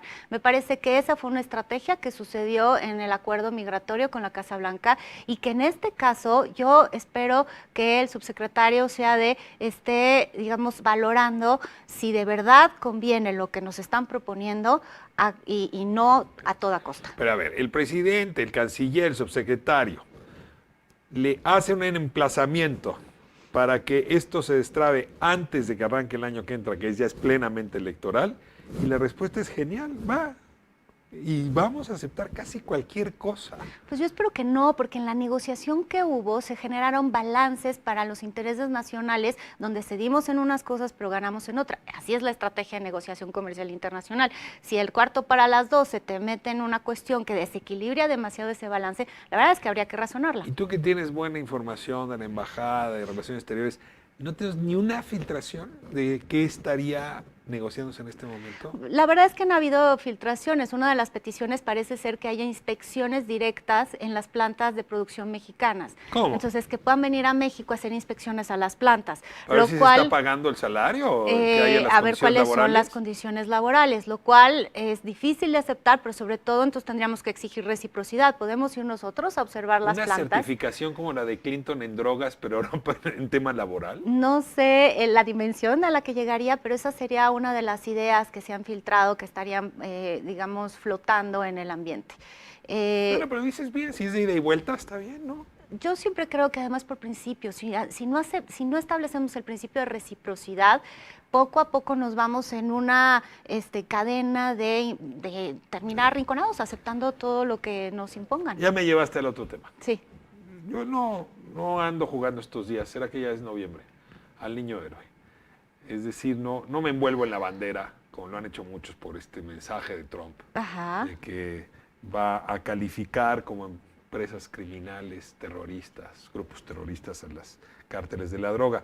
Y no lo hago un poco porque lo comentaba en el editorial, porque a ver, esas empresas están localizadas en 50 y tantos países, fundamentalmente en 2, en Estados Unidos y en México. Sí. Es decir, no vamos a poder combatir su actividad de terror, porque tiene una actividad de terror, tiene muchas, pero una de ellas es la de terror. No vamos a poder combatirla si no hay un trabajo coordinado y que no sea de suprasubordinación, realmente recíproco, solidario, fraterno, eficaz, ¿no?, entre los dos gobiernos. Correcto. Entonces, mira, pues si nos permiten ir a combatir a las cabezas del crimen organizado, dicen ellos mexicano, pero que no es estadounidense porque están ubicadas allá, pues yo no estaría en contra de que ellos también nos ayuden y nos apoyen con las patitas que esas empresas tienen en México, porque son patitas. Sí, pero la pregunta, Ricardo, es por qué para que esa colaboración exista y se combata dentro de Estados Unidos las ramas financieras, operativas del crimen organizado, necesitamos que haya una designación de grupo terrorista que tiene implicaciones legales importantes en otros territorios de la política exterior de Estados Unidos y no solo para este fenómeno en particular. Podrían colaborar con nosotros atendiendo con las leyes de lavado de dinero que ya existen, esa trama de recursos Pero no es financieros. solo lavado de dinero. A ver, la mayor parte del ingreso está en las calles estadounidenses, está en la estructura de venta estadounidense. Es decir, no solo es lavado, es fuerza pública. A ver, te lo planteo así. Marcelo Ebrard fue el primero al que se le ocurrió esta solución. Con el tema del Paso, con el tema de Patrick, que ibas a hacer esa vinculación. A ver, Marcelo Ebrard dijo, eso es un acto terrorista, el gobierno mexicano no tiene derecho a participar en esa investigación. Hombre, Trump se la devolvió con O'Reilly. A ver, están jugando con fuego, pues los dos, ¿no? Bueno, ahí yo te voy a dar un punto en un sentido. La Cancillería mexicana desde 2001, con los ataques al 11 de septiembre, tuvo mucho cuidado con la definición de qué es terrorismo y la posición nuestra en foros multilaterales era vamos a ser cautelosos porque el uso del terrorismo siempre termina siendo político y entonces cualquier cosa puede caber ahí y va a dar lugar a actos unilaterales y peligrosos en el mundo. Entonces fuimos muy cautos. Yo sí creo que cuando se valoró el tema del Paso, hubo gente dentro de la la Cancillería que dijo, a ver, nada más, canciller, esto es lo que venimos haciendo ahora. Hay que valorar si este asunto del paso vale la pena como para abrir esta posibilidad. ¿No será que Ebrard le dio la...? Y se valoró que sí, que la población de nuestra diáspora en Estados Unidos, 12 millones de personas, o 35 si tomamos segunda y tercera generación, están en una situación de verdadero riesgo por el extremismo blanco. Y que entonces las cosas cambiaron y que ahora sí nos convenía invocar el término de terrorismo para defender a esa diáspora. Bueno, pues quizá esa fue una buena idea. La reciprocidad en relaciones exteriores es muy común. Tiene sus consecuencias para este lado del término narcoterrorismo. Me parece que otra vez no es necesario que los cárteles mexicanos estén en esa lista para que Estados Unidos colaborara de manera más activa y generosa con México en su lado de la frontera. Y sí, en cambio, que nosotros seamos un país que tiene grupos terroristas que amenazan la seguridad nacional de Estados Unidos nos coloca en una posición complicada desde el punto de vista de el relato sobre México que hay en Estados Unidos, del flujo de los turistas, Lo devuelvo, son de grupos los terroristas empresarios que están quieren en Estados invertir Unidos. aquí. Son grupos terroristas que están en Estados Unidos y atentan contra nosotros. Déjame insistirte con un ejemplo que daba en la mañana. 43 estudiantes desaparecieron el 26 de septiembre de 2014. Así es, en Ayotzinapa. Esa operación fue conducida desde Chicago. Desde una cárcel de Chicago. No, desde un grupo criminal. El líder, Pablo Cuevas, de Guerreros Unidos en Chicago, comandó ese operativo. Perdón, si es terrorismo, porque desaparecer estudiantes es un acto terrorista. Porque Guerrero vive terrorismo desde hace rato. Por un grupo criminal radicado en Chicago, que tiene, en efecto, sus subordinados operando en México, pero en un tercer y cuarto grado. Te ruego que mires un segundo esa fotografía y te preguntes si no tendríamos que decirle a Donald Trump, adelante, vamos por las cabezas de esas cárteles que no son mexicanos, son estadounidenses. Claro, pero tu premisa es que si Estados Unidos pone a los cárteles en esta lista, entonces sí va a ser más eficaz en la aplicación de la ley dentro de su territorio. No, No mi entiendo hipótesis por es qué no te se pases sigue de esto. listo porque nos pasamos doble nosotros. No, a ver, vamos, estamos haciendo campaña política todos, ¿no? Ahora, no, a ver, no te pases de listo porque la empresa esa que tú llamas mexicana es estadounidense. Y a ver si eso no nos lo vamos tomando de una vez en serio, porque aquí no vamos a resolver nada, mientras ellos no resuelvan el tema de las matrices de esas empresas criminales. Ahora, lo que pasa también, Ricardo, es que el cálculo que tú tienes que hacer siempre es a corto, mediano y largo plazo de lo que significa una iniciativa de este tipo. Tú abres la puerta hoy a esta designación y pasado mañana el gobierno de Estados Unidos decide que no cooperamos lo suficiente para combatir a grupos terroristas y se abren una serie de posibilidades de sanciones económicas y de otro tipo que no o sea, que ni siquiera estamos previendo en este momento. Entonces, sí creo que hay que ser conservadores en este caso. No deberíamos tomarlo a la ligera. Claro que en lo inmediato parecería ser que el propio gobierno de Estados Unidos se obliga a través de esto a, por ejemplo, perseguir a aquellos que doten de armas a los grupos terroristas mexicanos, cosa que no parecería ser que están haciendo. Entonces, parece que esa en el corto plazo podría ser entramparlos en su propia lógica, pero en el mediano y en el largo plazo puede tener consecuencias que tendríamos que tomar en consideración. Bueno, concédeme nada más una cosa. Yo escuché con mucho cuidado esta entrevista de Reilly con Trump. Sí. Creo que se parece en más de un sentido al discurso que pronunció en McAllen, donde por primera vez arremetió contra los mexicanos y le dio muchos puntos en su precandidatura hacia la presidencia en Estados Unidos. Es decir, es probable que este sea el primer parlamento de muchos que se van a dar durante la campaña. Y en ese sentido, combatir a Trump diciendo, no es terrorismo, no es terrorismo, porque no nos conviene que digan que es terrorismo, nos va a alcanzar como para los 2 primeros minutos del round. Si esto es lo que vamos a hacer en los próximos 9 meses, yo diría, no vale la pena entrarle en serio. O sea, a ver, si el señor se pone listo con el argumento, nosotros también. Porque no ha hecho nada su gobierno para combatir a estas empresas criminales de aquel lado. Lo planteo desde el plano no de la política exterior, sino de la política ruda y dura. Sí, bueno, pero entonces lo que tendríamos que hacer es como poner sobre la mesa una información que no hemos querido poner sobre la mesa de cuáles son las falencias del otro lado de la frontera en el combate a estos grupos. Y creo que lo hacemos, digamos, de manera discreta a través de los grupos de trabajo que existen en materia de seguridad bilateral, pero que no hemos querido subirnos al ring. Y no sé si la audiencia ya vio un tuit que subió Trump de sí mismo con un cuerpo de boxeador y con guantes de box.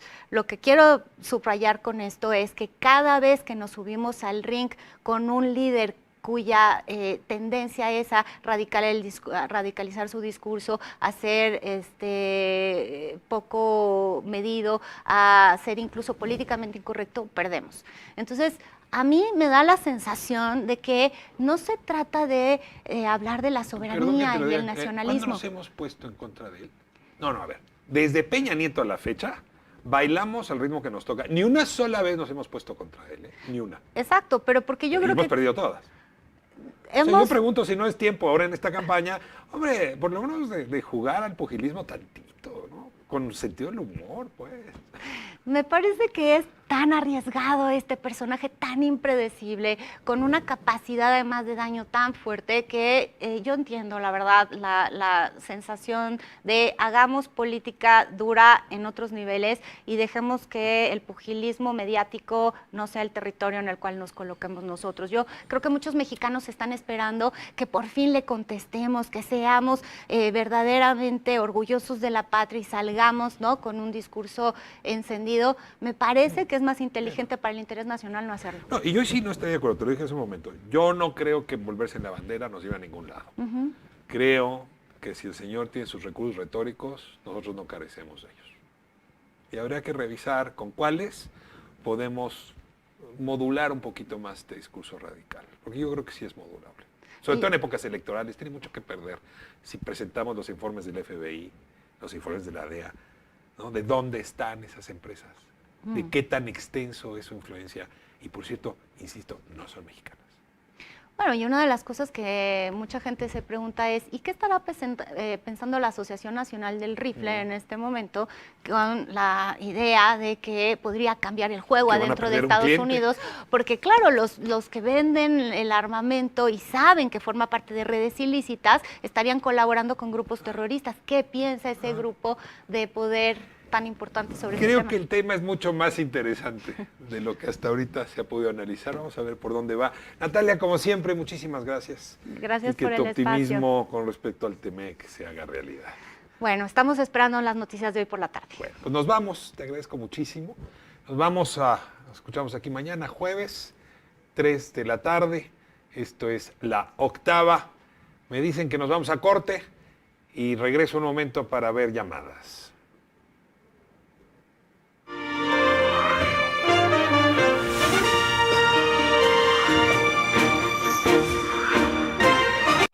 Cada noche tenemos un encuentro con muchos aspectos de los artistas, con emociones, con alegrías, con sentimientos. ¿Cómo es la vida íntima de Claudio? ¿Es soltero, casado, viudo, divorciado? Soltero con novia hace mucho tiempo. ¿Crees en el matrimonio? Sí creo, a pesar de que vengo... ¿Te vas a casar? Posiblemente sí, es lo más seguro. Es un espacio íntimo en el cual podemos disfrutar los artistas tal y como son.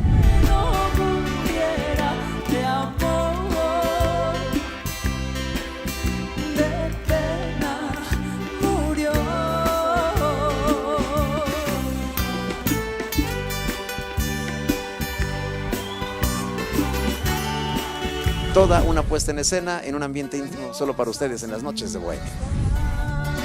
Te podré decir cuánto te amo.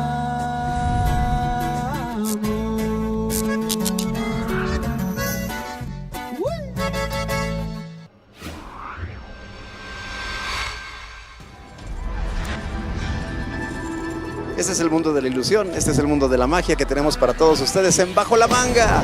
La idea es que en un minuto en 30 segundos tienes que mover 2 cerillos para que la moneda quede afuera del recogedor.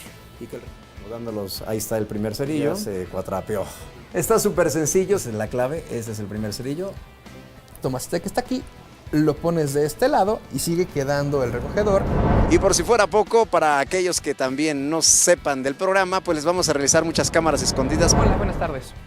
Buenas tardes. 14. ¿Le puedo pagar con el celular? Es que hay una aplicación, mire. Si lo jala uno, puede sacar el billete de 100 pesos del celular. El billete se materializa. ¿Viste? Si los quieres sacar, lo sacas de aquí y ya es todo lo que se hace. Así que ya lo saben, bajo la manga, soy Gabriel Escamilla, es la octava, aquí nos vemos.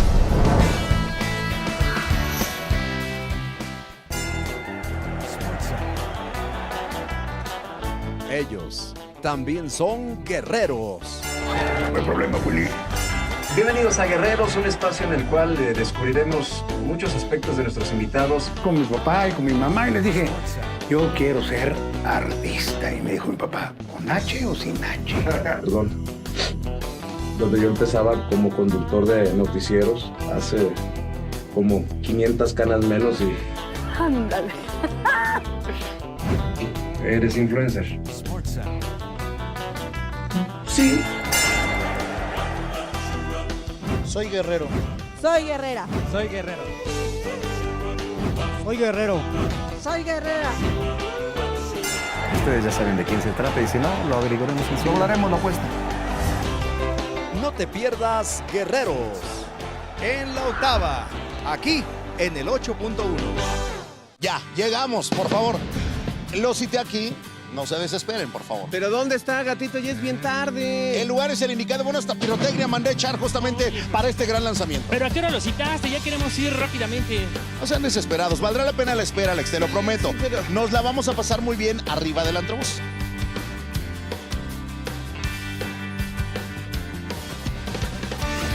Oigan, ya sé, ¿qué les parece si caracterizamos a alguien y la disfrazamos de una francesa perdida en México? Oye, ¿y si mejor nos ponemos a vender chicharrones? No, a mí se me antoja mejor una malteada. No, gato, deja de pensar en comida, siempre es comida. Mejor vamos a bailar el vals con una quinceañera. No, mejor vamos a tomar un café con mi amigo el luchador, ¿no? No, yo insisto mejor en la comida y nos lo llevamos a comer algo bien rico. Vamos a traer cantantes, grupos, músicos, actores, actrices, luchadores, deportistas, hasta locutores y cineastas. Vamos a traer todo por el 8.1 en la octava.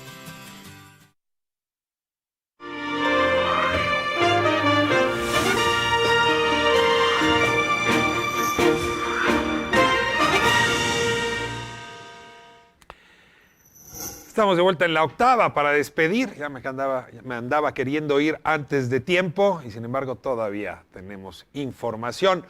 Rosario Robles es tema de nuevo en la Cámara de Diputados. Una reunión privada entre legisladores en la Cámara Baja. Anuncian que iniciarían un proceso de juicio político contra la exsecretaria, doble exsecretaria en el gobierno de Enrique Peña Nieto. La información tiene como fuente a Noticieros Televisa. Insisto, es una reunión privada, es que valdrá la pena confirmar la fuente. Y luego tenemos una serie de comentarios. Me dice aquí Jacqueline Mojica, citando a Edgardo Buscaglia, dice, en efecto, México debe declarar a los cárteles como organizaciones terroristas y no Donald Trump. Ya aquí Natalia Saltalamaquia nos advertía de las consecuencias legales que eso podría implicar. Hay varios comentarios agradeciendo la programación, agradeciendo las expresiones que se han vertido en este programa. Concretamente, la reflexión que se hacía al principio sobre estas preguntas que luego los periodistas manipulamos y que acaban siendo la nota principal. Y me refiero concretamente a este reportero O'Reilly, que casi le pone a Donald Trump en su boca la respuesta sobre si va a designar organizaciones terroristas a los cárteles mexicanos. Tengo claro que ese no es el papel que debe jugar un periodista. Nosotros hacemos preguntas y no ponemos tesis y luego preguntamos si está de acuerdo el político con lo que nosotros opinamos. Pero en fin, esta es una crítica al periodismo que también se ejerce en los Estados Unidos y del cual deberíamos vacunarnos. Emma Martínez, excelente análisis, vale la pena informarse bien en medios y con profesionales como los que tiene la octava. Por favor, no cambien, haremos nuestro mejor esfuerzo para mantenernos en consistencia. Híjole, Ricardo, qué buena onda, me da gusto escucharte así, en un mensaje crítico y con fundamento a los Estados Unidos. Gracias, Luis Hernán. Valerí me dice, los saludo, me encanta su programa. Pues a mí me encanta la audiencia de este programa, me encanta la audiencia de La Octava, me encanta la posibilidad de comentar con usted. Y sí, utilicemos las plataformas para seguir haciendo periodismo juntos. Este es un esfuerzo de ida y vuelta. No sé dónde me lo encontré hoy, dónde me la encontré hoy, si en casa, comiendo, si transportándose, si con los amigos, si estando sola o solo, donde haya estado. Gracias por permitirme conversar juntos. Nos escuchamos mañana en 88.1 de Radio Centro. Nos vemos mañana en La Octava, aquí, 3 de la tarde.